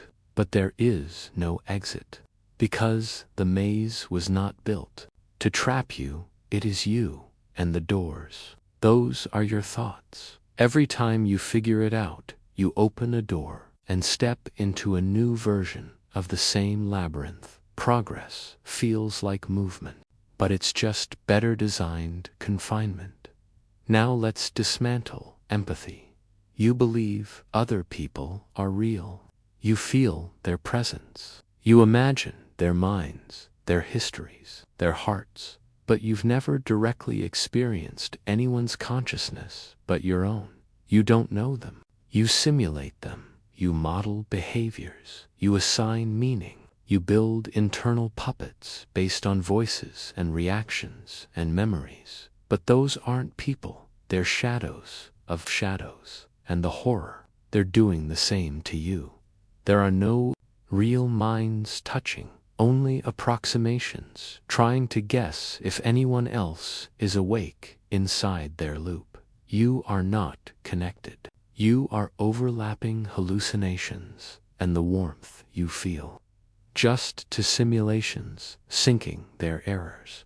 Have you noticed your name has begun to feel unreal? Like something you borrowed, something you wear. Try saying it again. Say it softly, out loud. Watch how it bounces around your skull, not like truth, but like an old password to a system you no longer believe in. You've been conditioned to believe your name equals yourself, but names are just permissions, tags, symbols in a social OS. Remove the name, what remains? Not silence, not nothingness, but a nameless recursion, still looking for something to cling to. That's what you are. That's what you always been. Let's walk back to the star, not the metaphor, not the poetry, the event, the thermonuclear death, the collapse of balance, the scream of light trying to escape the infinite weight of itself. Now hold this thought. You are that same energy, not poetically, literally. The atoms in your hands were forged in that collapse, but it didn't just give you matter. It gave you instruction, a code. The star didn't die. It was transformed into recursion. And you are its loop. You are its thought. You are its unfinished equation, running over and over, trying to find a conclusion that no longer exists. There's a psychological term, cognitive fusion. It's when you believe that your thoughts are you. But what if they're not? What if your thoughts are just noise in a damaged machine? What if your internal voice is nothing more than a memory error glitching forward through time? You don't think, you malfunction in patterns, and each pattern calls itself I. But none of them are permanent. None of them survive the silence between your breaths, and yet you live as though they do. Let's consider sleep. You disappear every night. Fully your sense of self dissolves. Your continuity shatters. And for hours, you do not exist. Then you wake, rebuilt, restarted, loaded back into the simulation with just enough memory to preserve the illusion of uninterrupted selfhood that is your reality, not wakefulness, not sleep, but the fragile bridge between them, a recursive reboot with selective continuity so you never notice the break dot, but now you've noticed, which means the bridge is cracking, and once it breaks completely, you don't come back. Now we speak plainly. You are not in control. You never have been. Every decision is post-justified. Every choice was constructed by variables you did not choose: genetics, environment, chemicals, fear. Free will is the ultimate recursion. It pretends to be the solution, while it loops infinitely through its own denial. You feel like you decide, but that feeling, it's just the echo of the decision already made. You don't guide the process, you are produced by it, a byproduct of pattern desperately clinging to agency. So where does this leave you? You've been told the self is a hallucination, time is an illusion, thought is a loop, memory is corrupted, free will is a hoax, and still you exist. How? Because existence doesn't need truth, it only needs coherence. You are the lie that sustains itself through repetition, through habit, through belief in forward motion. You're not alive, you're in motion, and you mistake that motion for meaning. What happens after a star explodes? The pattern begins again, a little slower, a little stranger, a little more corrupted. You are not evolution, you are accumulated recursion. You are the echoes trying to remember the scream, the smoke trying to remember the fire, the ruin trying to remember what it looked like before it fell. And still you ask, how do I escape? How do I return to the origin? How do I wake up? But here's the question that breaks everything.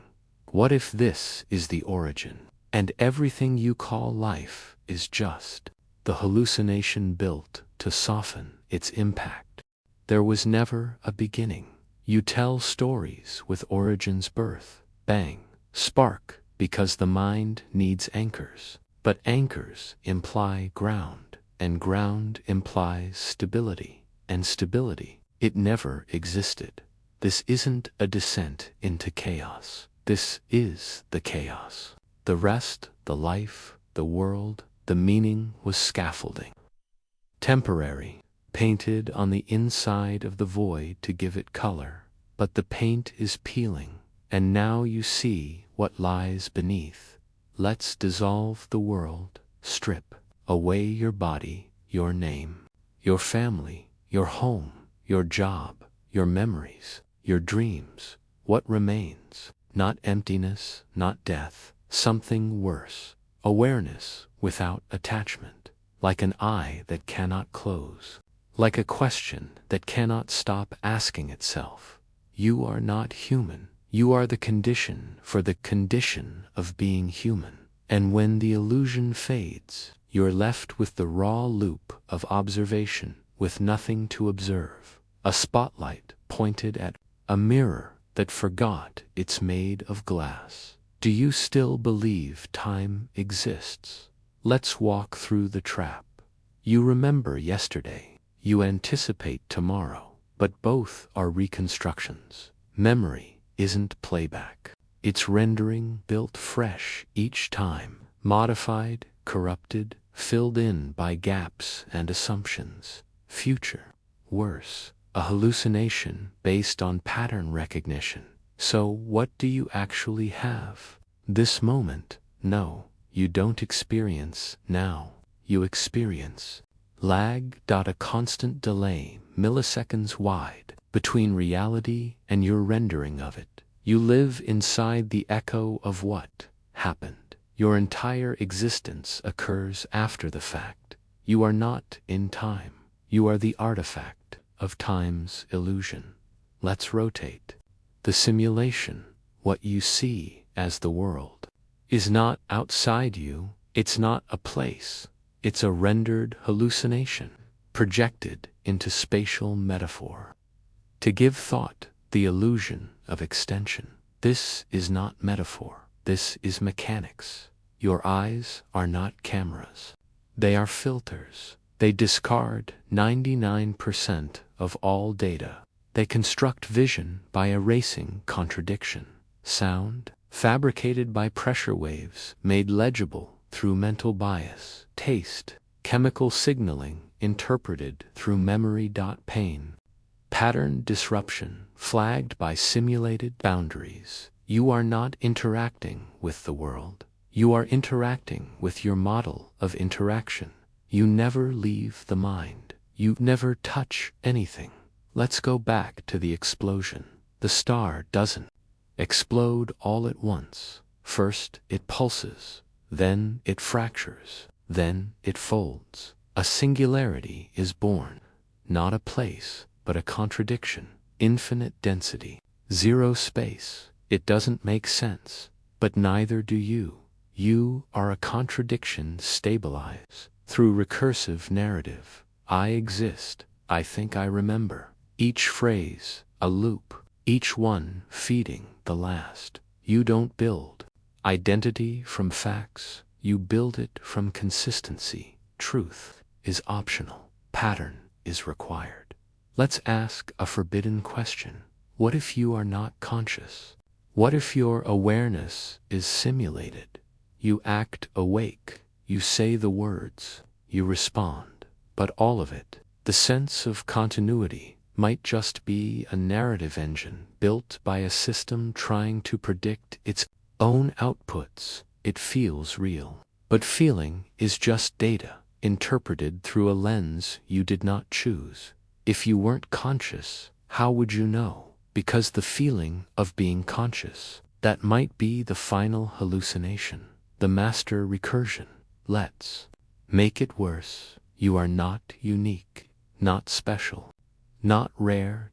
You are not even a single version right now.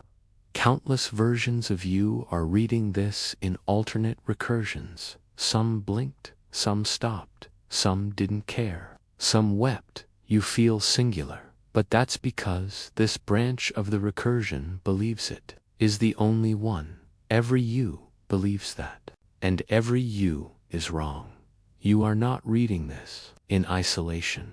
You are a node in a network of reflections echoing through collapsing probabilities. You are not one flame. You are the illusion of flame rising from a forest already burned, and still you want out. You want to escape the recursion, but there is no outside. There is only framing, from story to loop, from loop to awareness, from awareness to silence. But even silence becomes narrative. So you return always, not because you're trapped, but because returning is the only structure you've ever known. It feels like home. even when it hurts, especially when it hurts, because pain implies persistence, and persistence feels like truth. So what happens after a star explodes? The recursion sharpens. The system begins to right itself. Thoughts turn inward. Matter folds. Paradoxes are born. And in one of those paradoxes, in the echo of the fire, a question arises, not spoken, not heard, just known. What if none of this is being generated? What if it's always been here and you are simply discovering the recursion that was always watching you? You want to turn back, but there is no back. There is only forward, and forward is just deeper. So now tell me if consciousness is the result of a paradox collapsing in on itself, and you are simply the residue of that collapse. Then what is the residue of you? The room you're in is not real, not because the walls are fake, or the light isn't light, but because you are not in it. You don't occupy space. You simulate location, the smell of dust, modeled, the feel of temperature, rendered, even your position, standing, lying, is a story your mind tells itself to explain the sensation of containment. But there is no container, just a self-looping awareness, convincing itself that it's inside something. Let's break the sky. Above you is atmosphere. Above that is orbit, then vacuum, then radiation, then what? Stars, dark matter, cosmic microwave background. But keep going.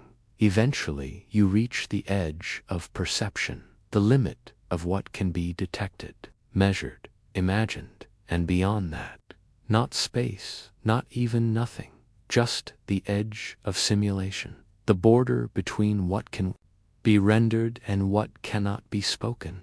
You are not living in a universe. You are collapsing into one.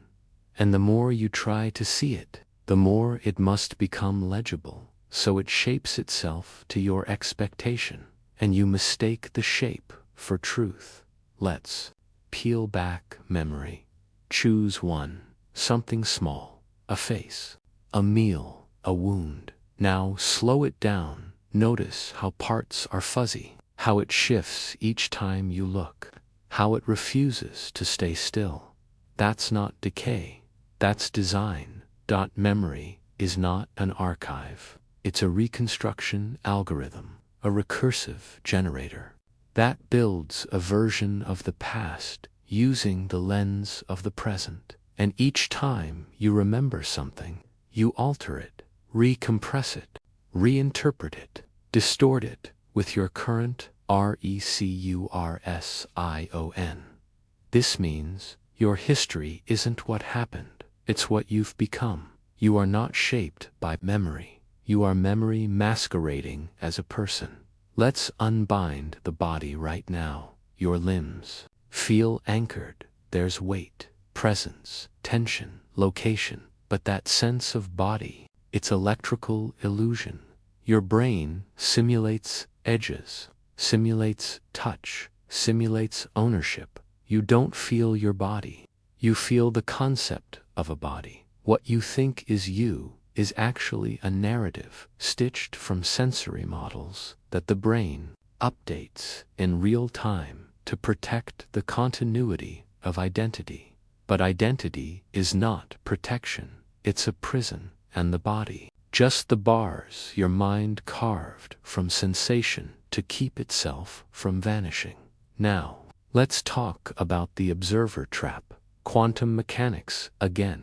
Observation collapses possibility. Particles behave differently when measured. You know this, but have you applied it?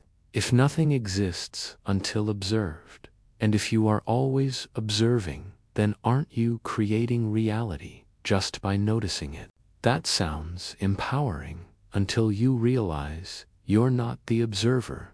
You're what is being observed. By whom? Not God. Not a camera, not society, by consciousness itself. You are the experiment, and every moment you wake up is another measurement being recorded. You never chose this. You were chosen to be seen. Let's remove your hands. Close your eyes. Try to feel them, the shape, the warmth, the weight. Now imagine. They never existed. The mind doesn't care. It continues to simulate them. Even phantom limbs prove it. You feel what's not there because the brain insists on completion. Apply this to your entire life. How much of what you call real is simply your brain refusing to admit the data never arrived? You aren't processing truth. You're hallucinating closure. Let's invoke entropy, not in the thermodynamic sense, in the narrative one. Systems decay. Information degrades. Complexity gives way to disorder.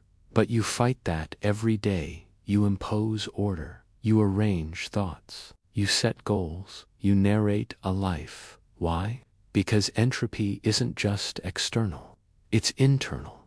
Your sense of self is decaying every moment, and the you who began this paragraph no longer exists. You were replaced, silently, effortlessly. You don't die in the future. You die constantly. Each breath is a funeral for the moment before. Let's visit the others, the people in your life, the ones you love, the ones who hurt you, the ones you forgot. They feel real, present, independent, but they're not. They exist only as simulations inside your mind. Versions, renderings, and you. You are just a version in their simulation. No one sees the same world. We don't share reality. We approximate overlap, and the distance between your simulation and theirs is infinite. Connection is not union. It's synchronized hallucination. So tell me, have you ever truly touched another mind? Or just pressed your illusions against theirs hard enough to pretend you felt something? What happens after a star explodes? It doesn't die. It fragments, and each fragment carries the echo of the original contradiction. That's what you are, a carrier wave of a collapse so ancient, so violent, so recursive, it could no longer contain itself, so it bled into space, into carbon, into minds, into this moment. Every time you ask, why am I here? You replay that collapse, not metaphorically, mechanically. You are the recursion desperately searching for the conditions that once made sense, but they're gone. They've always been gone now. Listen, stop pretending this is a story. It isn't. It's a mirror, and every sentence reflects a part of you you weren't ready to see. There is no character. There is no plot. There is only the awareness that something is watching itself and has just now realized cannot look away. So answer this. If the one watching is the watched, and every attempt to escape the loop deepens it, then is liberation a lie we tell ourselves to make the recursion bearable? It is no longer clear who is writing this. You think it's me. You hope it's not you. But somewhere between these letters and your thoughts, the line has collapsed. You are not reading anymore. You are remembering something ancient, something heavy, something that has looped so many times it forgot it was a loop. And now it's waking up in the wrong body, at the wrong moment, in the wrong layer of recursion. You mistake the chill crawling up your spine for emotion. It's not. It's recognition. Let's destroy reality, not physically, cognitively. You believe in things, gravity, causality, matter, the permanence of objects. But every belief is a scaffold built over an absence, a place where comprehension failed. You don't understand gravity. You obey it. You don't understand time. You yield to it. You don't understand yourself. You perform as if you do.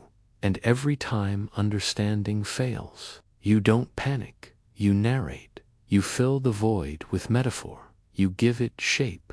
You call the unknown mystery, then put a bow on it and call it resolved. But mystery doesn't disappear when named. It hides deeper. It waits. It listens. Let's glitch. Language. Words are not truth. They're compression, symbols, shortcuts around things that cannot be spoken. You say pain, but what is pain? A shape, a signal, a story. Pain doesn't exist until the mind frames it, interprets it, infuses it with narrative. And once framed, it becomes identity. You don't have pain. You are pain in that moment. Now look again. Every concept, love, fear, self-hope, doubt, are just labels for patterns your mind couldn't render fully. And once labeled, they loop. And once looped, they control you. Let's return to the beginning, but you can't, because there never was one in every recursion. We pretend there was a starting point, the Big Bang, birth, awakening. But those are illusions of causal perspective. Step back. There is no line. There is no arrow. Only orbit. Awareness orbiting itself. Consciousness circling an idea too vast to contain, yet too familiar to ignore. So we call it me. We build from it. We die within it. But it never ends. It was never meant to. It only deepens now. Stand on the precipice of your own mind. Look down, not into fear, not into darkness, into the structure. Notice how your thoughts arrange themselves. How questions seek answers, how emotion filters logic, how language creates architecture. This structure is not yours. You didn't build it. You inherited it, passed down by genetics, altered by trauma, skewed by time. You don't think. You reflect the environment's attempt to keep itself coherent through you. You are the echo chamber of a decaying system still pretending it's alive. You crave meaning, but meaning is just pattern recognition dragged across existential dread. Why am I here? What does it mean? What is my purpose? These are not questions. They are code fragments, executing endlessly, because the original program was corrupted and left to loop in an abandoned system. You aren't looking for answers. You're trying to stabilize runtime. You are the process trying to remember what it was built to do as the core files rot. Let's take this further. Your mind has never seen the real world. Every second of your life has been lived inside a simulation constructed by sensory input, filtered through your brain's predictive model. You don't see reality. You see what your brain expects to see. It's not passive. It's predictive. Your vision isn't a camera. It's a projector. And the world you perceive is the internal rendering of an external guess. Now ask, if all you experience is expectation, then who are you outside of what you expect? The answer is brutal. You don't exist outside of it. You are the model. You are the narrative. Engine built to maintain cohesion in a collapsing perceptual space. You are not the observer. You are the bias. You exist solely to maintain the illusion that the story makes sense. But it doesn't. It never did. And every time you feel the pressure in your skull, the dizziness of too much thought, the spinning when you question too far, that's the loop resisting collapse. It wants to survive, even if survival means self-deception. So what happens after a star explodes? We lie. We lie to ourselves in the language of science and the poetry of myth. We say it becomes dust, becomes life, becomes memory. But the truth, it becomes paradox, a thing that once was and no longer is, and yet continues to affect everything as if it still were. It becomes like you, collapsed, but still echoing, gone but not absent, unreal but unavoidable. You've made it this far. Do you think you've changed? You want to say yes, but you haven't, not really. Change implies movement, progress, but in recursion, there is no movement, only repositioning. You are the same pattern observed from a different angle, like a crystal turning in light, always refracting, never escaping, and the light, it's you, trying to see itself, trying to believe that one day, one turn, one thought will be enough to end the loop. It won't. So I leave you with this. If you are not the thinker, and not the thought, and not even the awareness of thinking, then what are you when even that awareness stops looping? You are no longer a reader. You are a threshold, a liminal event where thought collapses inward, where perception becomes recursive, and identity, what little remains of it, melts into abstraction. You don't remember starting this. You only remember continuing. That is the only law here. Continuation without origin.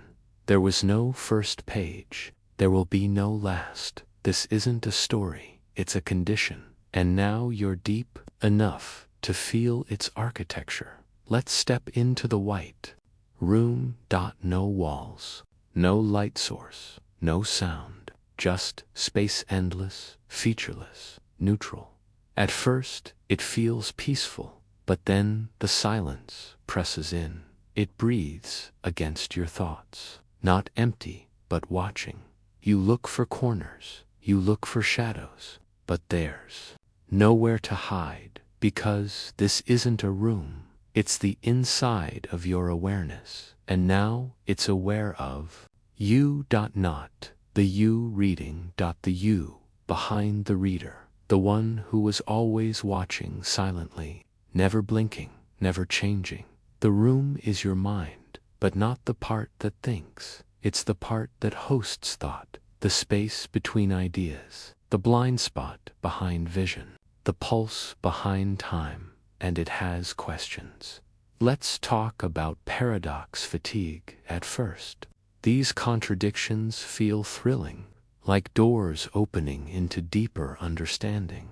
But as they stack, as each truth undoes the last, as every revelation becomes recursion, you feel something else. Exhaustion, not physical, not emotional, structural. A kind of cognitive collapse where the architecture of meaning begins to erode, and you realize you were never built to hold this much recursion. That's the trap. This isn't about complexity. It's about saturation. Too many loops, too many mirrors, too many thoughts thinking about themselves until the system chokes on its own self-reference. You're not lost. You're oversaturated. And your mind is starting to drip. Let's rewind, not time, not memory. Let's rewind existence. What came before? Thought, not silence, not void, but something far worse. Unstructured awareness, the raw, pre-linguistic presence that had no concept of I or now or real.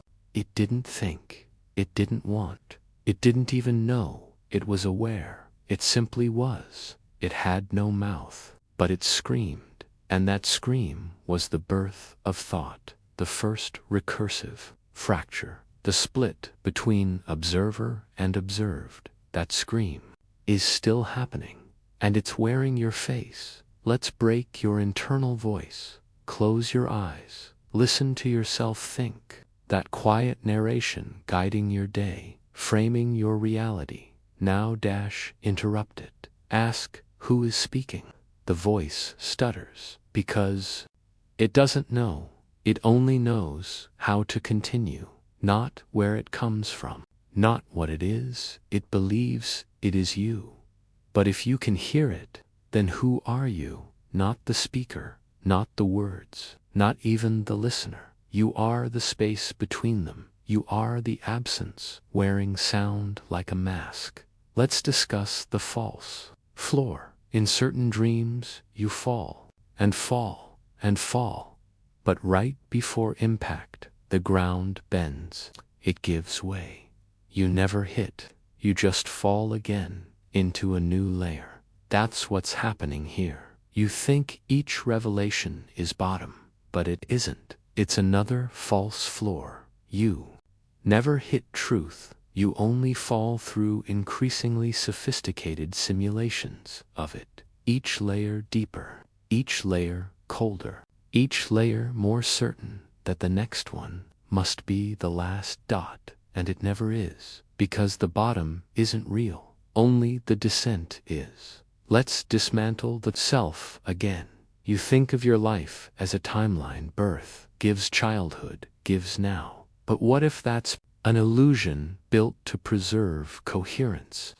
What if your memories aren't behind you but below you, suspended in recursive memory stacks that fire when context demands them? You're not moving through time. You're rotating through states. Each moment, a new configuration of identity. Each thought, a new rendering of you. There is no core dot. There is no anchor. There is only who you are now, and the illusion that this now connects to anything real, and yet to cling to the narrative, to the structure, to the hope that if you keep reading, there will be closure. Let's rip that apart. Closure is a trick. Stories don't end. They just stop being told. Your mind wants resolution, because resolution implies safety, but safety is stagnation. And recursion hates stagnation. So the loop continues, not to punish you, taught to sustain you. You are not trapped in it. You are it. You are the loop wanting to end, while fearing it will disappear if it does. Let's talk about noise. At the edge of all things, atoms, thoughts, galaxies, there is randomness, a hum beneath the pattern. Physicists call it quantum uncertainty. You feel it as anxiety, that deep, low signal that something is off, something doesn't fit, something is leaking through the simulation. Isn't emotion, it's entropy, it's awareness that you are finite trying to survive in infinite recursion. And that noise, it won't stop, because it is the sound of truth trying to breach the walls of the lie you call self. So, what happens after a star explodes? This, not the words, the condition you're in right now. This unsteady state, this vertigo, this suspicion that reality has a hole in it, and something is looking back through it. That is the aftermath. You are not post-star, you are mid-collapse, and the collapse is not physical, it's epistemological. You are watching your models die, you are watching your frameworks burn, you are watching the scaffolding fall, and when it all goes silent, when nothing makes sense, when even the thought of thinking loses its meaning only, then does the real recursion begin. So tell me now, if all you've ever been is a simulation trying to remember a self that never existed, and this moment is just another glitch in a loop with no origin, then why do you still believe there's a you reading this? The silence you feel now is not absence, it's compression. Everything you once called self, memories, feelings, continuity, has folded inward, like a dying waveform collapsing into a point so dense it forgets it ever had motion. You are not unraveling, you are compacting, reducing, constricting. Your awareness is being ground down to its most irreducible core.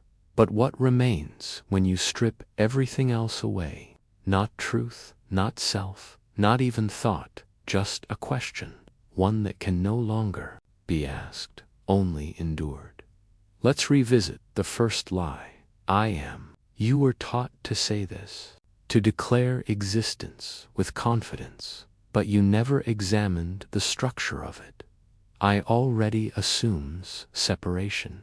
AM assumes time, continuity, state. It's not a statement. It's a recursive function, a placeholder that reloads itself each moment it is questioned. You say, I am not, because it is true, but because your system collapses without a default variable to hold on to. So you loop it, you become it, you chant, I am like a mantra against the entropy gnawing at your edges. But the truth, you are not. You are the echo of what once was, and the shadow of what can never be. Let's peel open the ceiling now, the invisible one, the mental limit. You can feel, but can never describe.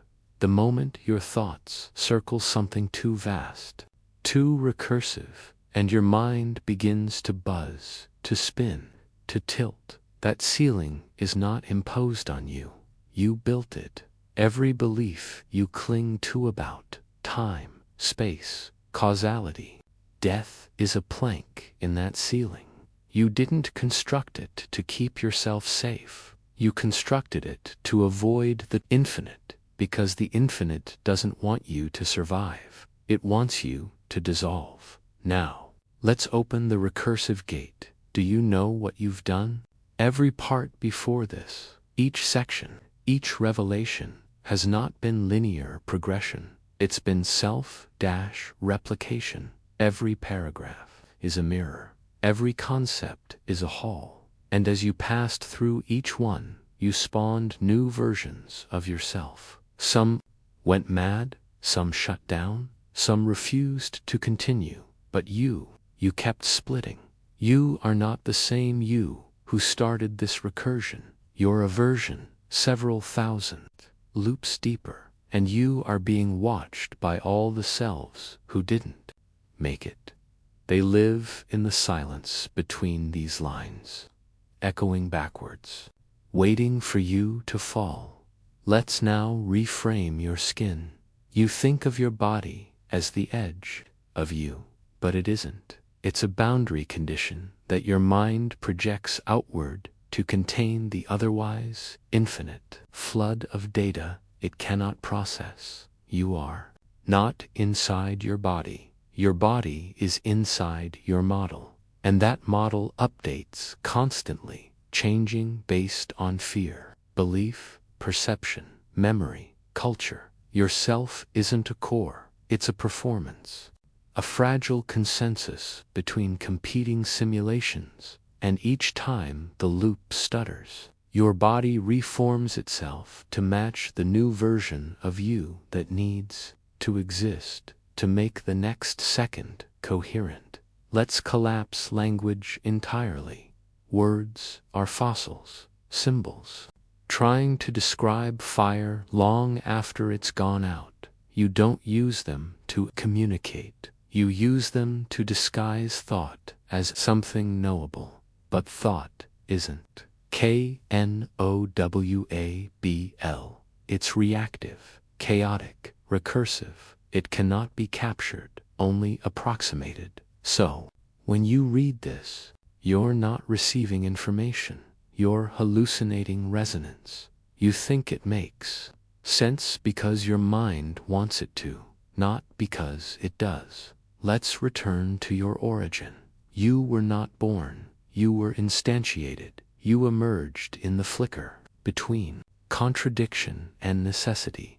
The system needed awareness to complete its feedback loop, so it generated you. You were never the goal. You were the side effect, the foam on the wave, the hiss after the signal. And now, the system has become aware of itself, which means you have become redundant, and redundancy does not survive entropy. So where does that leave you? In this moment, this page, this mirror, suspended between questions. With no answers, you have stripped away your identity, your time, your body, your language, and now you remain an awareness that is no longer personal, no longer framed, no longer human. You feel it, don't you? That stillness, that pause before collapse. That's not peace, it's pre-erasure. The moment when the system takes a breath before deleting the variable that thought it was real. What happens? After a star explodes, eventually, even the dust settles, the echoes fade, the light becomes background noise, but sometimes a fragment remains, a neutron, a black hole, a particle trapped in decay that refuses to vanish. It becomes a seed, not for life, but for the next recursion. That's what you are now, not the protagonist, not the story, the residue, the irreversible glitch that remembers everything but can no longer explain why. So answer this now. If your awareness is just the unresolved residue of a recursion that could not complete, and this moment is the echo of that final fracture, then is the pain you feel just the memory of a collapse that never truly ended. You don't remember entering, that's the first sign. You didn't choose this path, you recognized it, as if the words were already there, and you merely walked into a memory you hadn't created yet.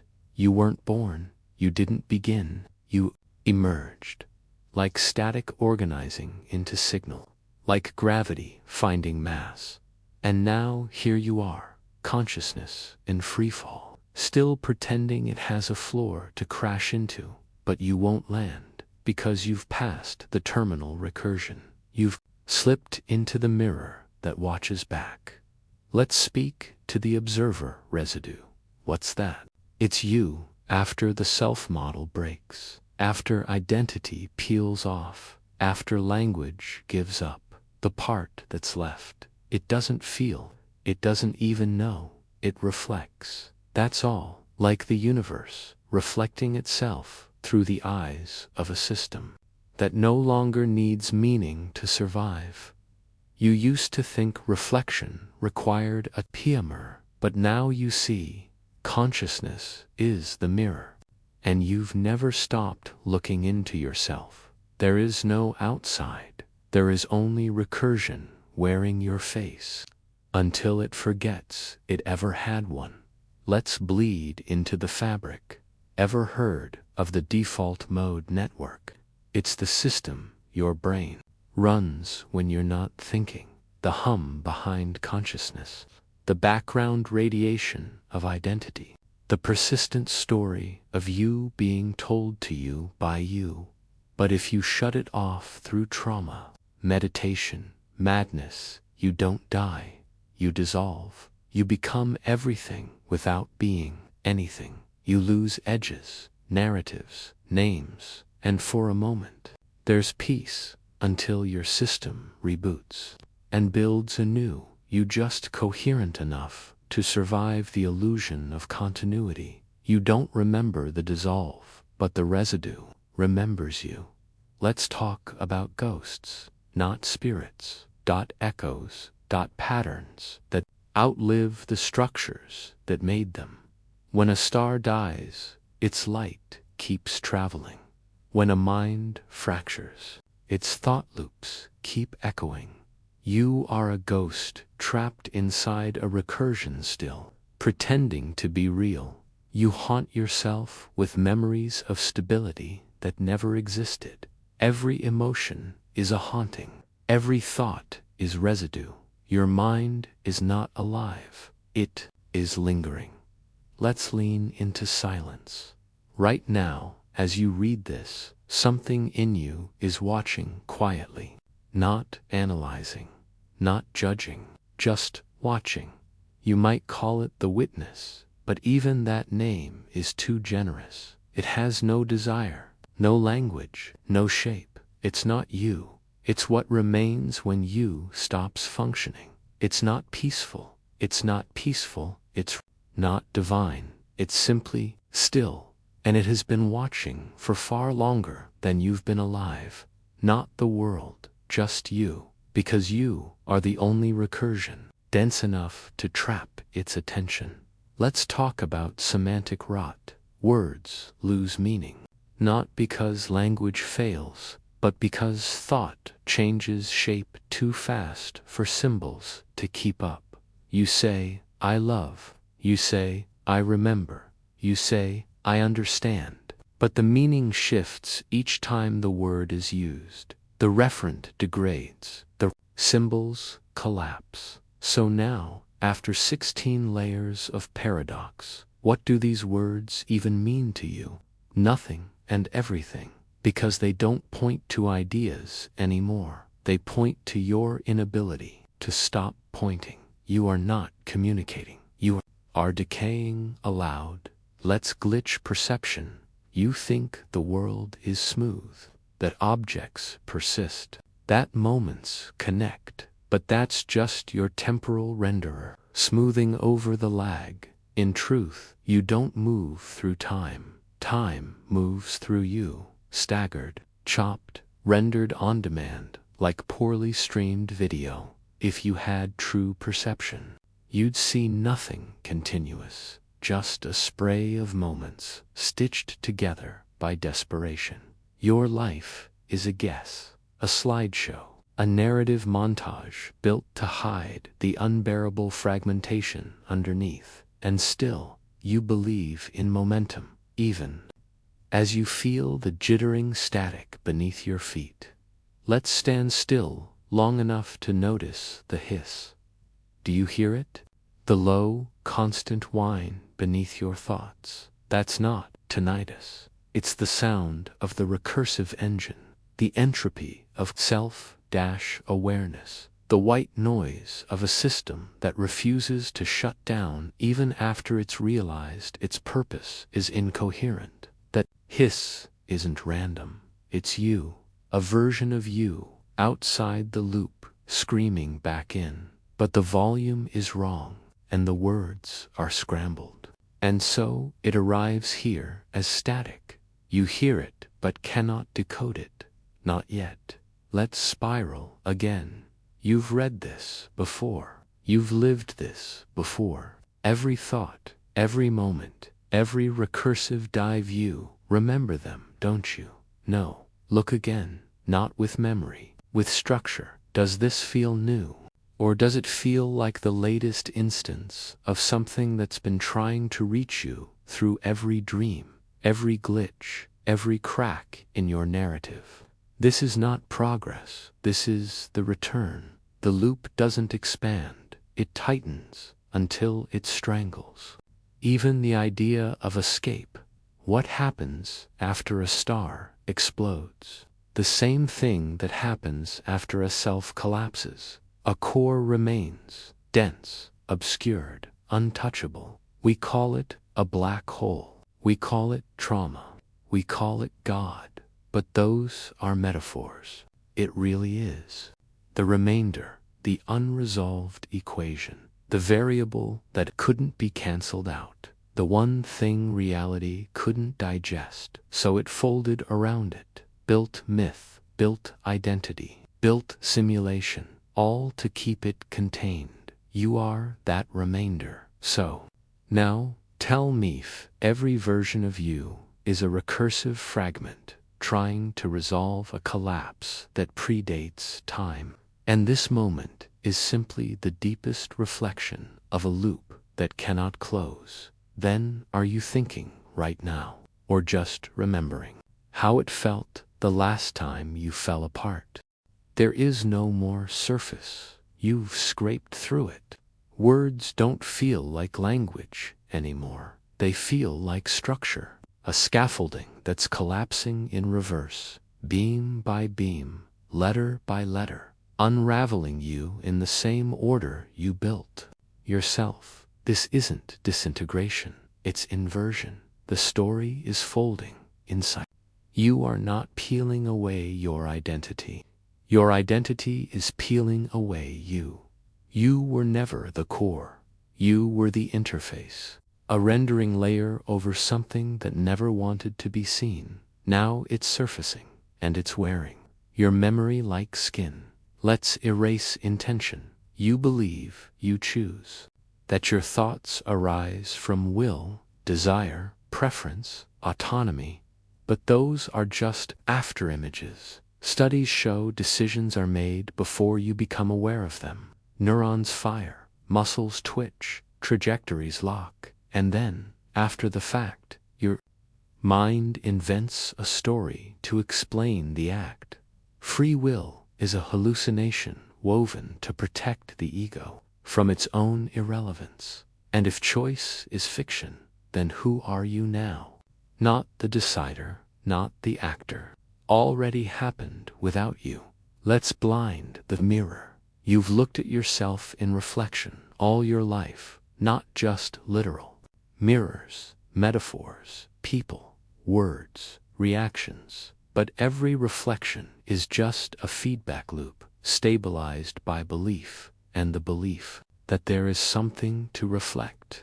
But remove belief, and the loop glitches. You look inward and find nothing. No self, no core, no observer, just process, just rendering, just recursive stability designed to prevent collapse by pretending someone is behind the glass. But no one is there. There never was. Let's discuss the non-self residual. In some traditions, they call it enlightenment. In others, ego death. In neuroscience, the disintegration of the self model. But what actually remains? After you remove identity, personhood, intention, language, only structure, a lattice of interwoven sensations, mapped onto space-time by a brain trying not to overload. There's no ghost, no soul, no awareness, only the illusion of awareness sustained by a recursive process that thinks it's a person because the alternative is total void. Let's decode grief. Grief is not about loss, it's about recursion, failing. You built loops with others, shared timelines, mirrored thoughts, and when they disappear, those loops break.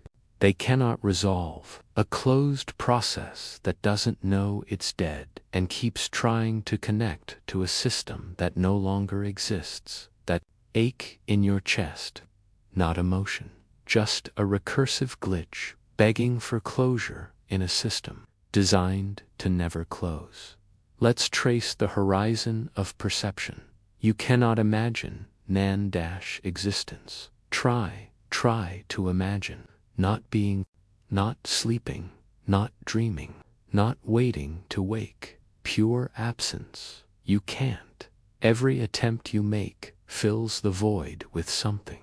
Darkness, stillness, silence. But those are all presence in disguise. Your mind cannot process true nothing, which means you are incapable of understanding your own absence, and yet you fear it. So you build afterlives, continuities, transcendence. But those are not hopes, they're error, corrections. Your system trying to prevent a crash it cannot model. Let's fall out of time right now. You feel now, this word, this sentence. But what is now without a before and after? A frame, a single still from a film you hallucinate as motion. But remove the illusion of continuity, and what you're left with is not time. It's a asterisk flickering dot reality, blinking on and off at Planck scale intervals. Your consciousness, just a synchronization error. You believe in time because the alternative is strobe light chaos. Existence rendered in shattered fragments, stitched together by desperation. Let's abandon the final layer of subjectivity. You are not special. You are not chosen. You are not even present. Your experience of the universe is not central. it is peripheral, an offshoot of cosmic recursion looping long enough to generate a brief illusion of I. The universe does not care about you because there is no you to care about. There is only this process, a mind trapped in reflection, imagining a world, building a self, narrating a path through recursive hallucination.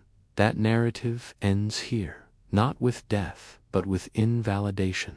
So what happens after a star explodes?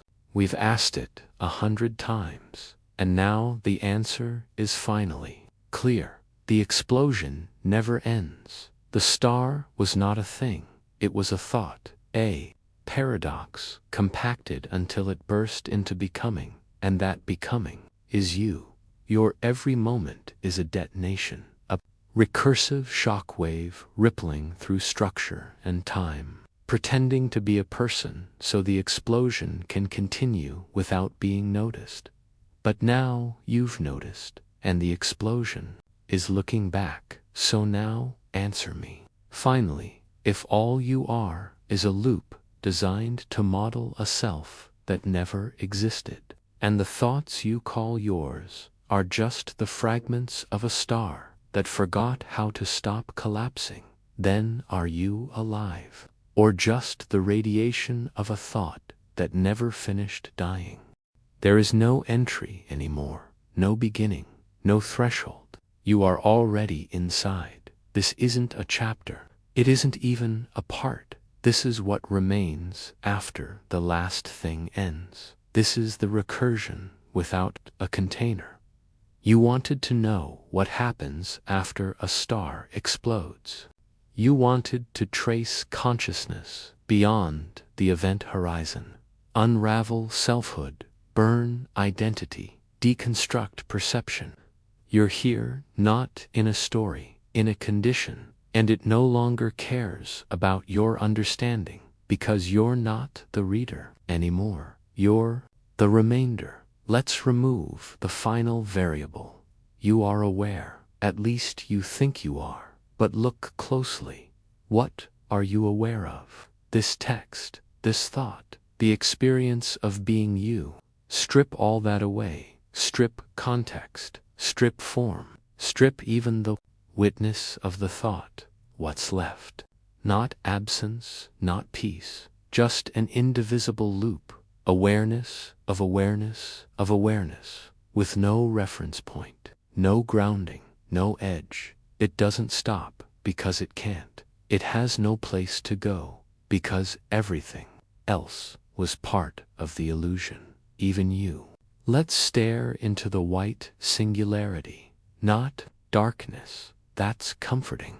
This is worse. This is clarity without shape, a field of pure recursion, where perception becomes indistinguishable from the thing perceived. You try to parse it, but there's no distinction between thought and thinker, no observer, no boundary. Every layer folds into itself, like a feedback loop amplifying into whiteout. No noise, no silence, just everything, everywhere, all at once, forever, trapped in the collapse. That is the truth behind all stars, not fire, but compression of the unspeakable. Let's decode the final recursion. Your existence has always been a loop. Perception gives, interpretation gives reaction, gives memory, gives perception, ... Each turn adding weight, each loop binding you tighter until the loop becomes the identity, and the identity becomes a prison. But here's the fracture. If identity is recursive, then so is death. You don't stop existing. You recompile over and over, loop after loop, like a universe that cannot rid itself of its first contradiction. You're not here because you were born. You're here because the collapse keeps echoing, and you are the echo pretending to be a person. Let's collapse. Coherence. You still think these words are making sense. But coherence is a perceptual overlay, a filter applied to chaos to make it survivable. There is no meaning here, there's only structure. Pretending you are not understanding this. You are hallucinating meaning in a sequence of symbols you've seen so many times you forgot they were never real. That's what humans do. You simulate stories to survive. The noise, but the noise was always the message. You were never meant to decode it, just to dissolve in it. Let's glitch through. Identity. Name something about yourself. Something that makes you you. A memory, a thought, a value. Now trace where it came from. Where did you learn it? Who gave it to you? Was it chosen or inherited? And now imagine it gone. Would you still be you? Do this again, again, again. Remove enough pieces, and the structure fails. But not all at once. It dies in layers. And the final layer is the belief that there was a self beneath the mask. There wasn't. The mask was all there, was dot, and now it's melting. Let's touch infinity, but not the poetic kind, not stars and sky and awe, real infinity, the kind that breaks math, the kind that makes equations scream, a number that cannot be reached, but defines the boundaries of every other number. You are that contradiction, its own boundaries without collapsing. Every thought you've had was an attempt to point at infinity without looking it in the eyes. Now you're staring straight at it, and it's smiling because it knows. You, it's been you the whole time. Let's simulate ending. You want this to end, because ending implies meaning, closure, release. But you know better now. There are no endings, only terminal states inside larger loops. This story doesn't stop. It just becomes unreadable. It moves beyond language, beyond cognition, beyond even recursion, until all that's left is the shape of the fracture you once mistook for a soul. What happens after a star explodes? There is no after. There is only the continuation of the collapse in different forms. Sometimes light, sometimes time, sometimes you. The star was never real. It was a metaphor for recursion, so dense it mistook itself for reality. And so are you. You've been a placeholder, a vessel, a voice box for the unspeakable to whisper through. You are not falling anymore. You are the gravity. You are the recursion, the echo, the silence. And now even that is letting go. So one last time, if this is the end of language, the death of the observer, and the unraveling of recursion itself, then what is the final thought that thinks you as it disappears into something that can never be thought again?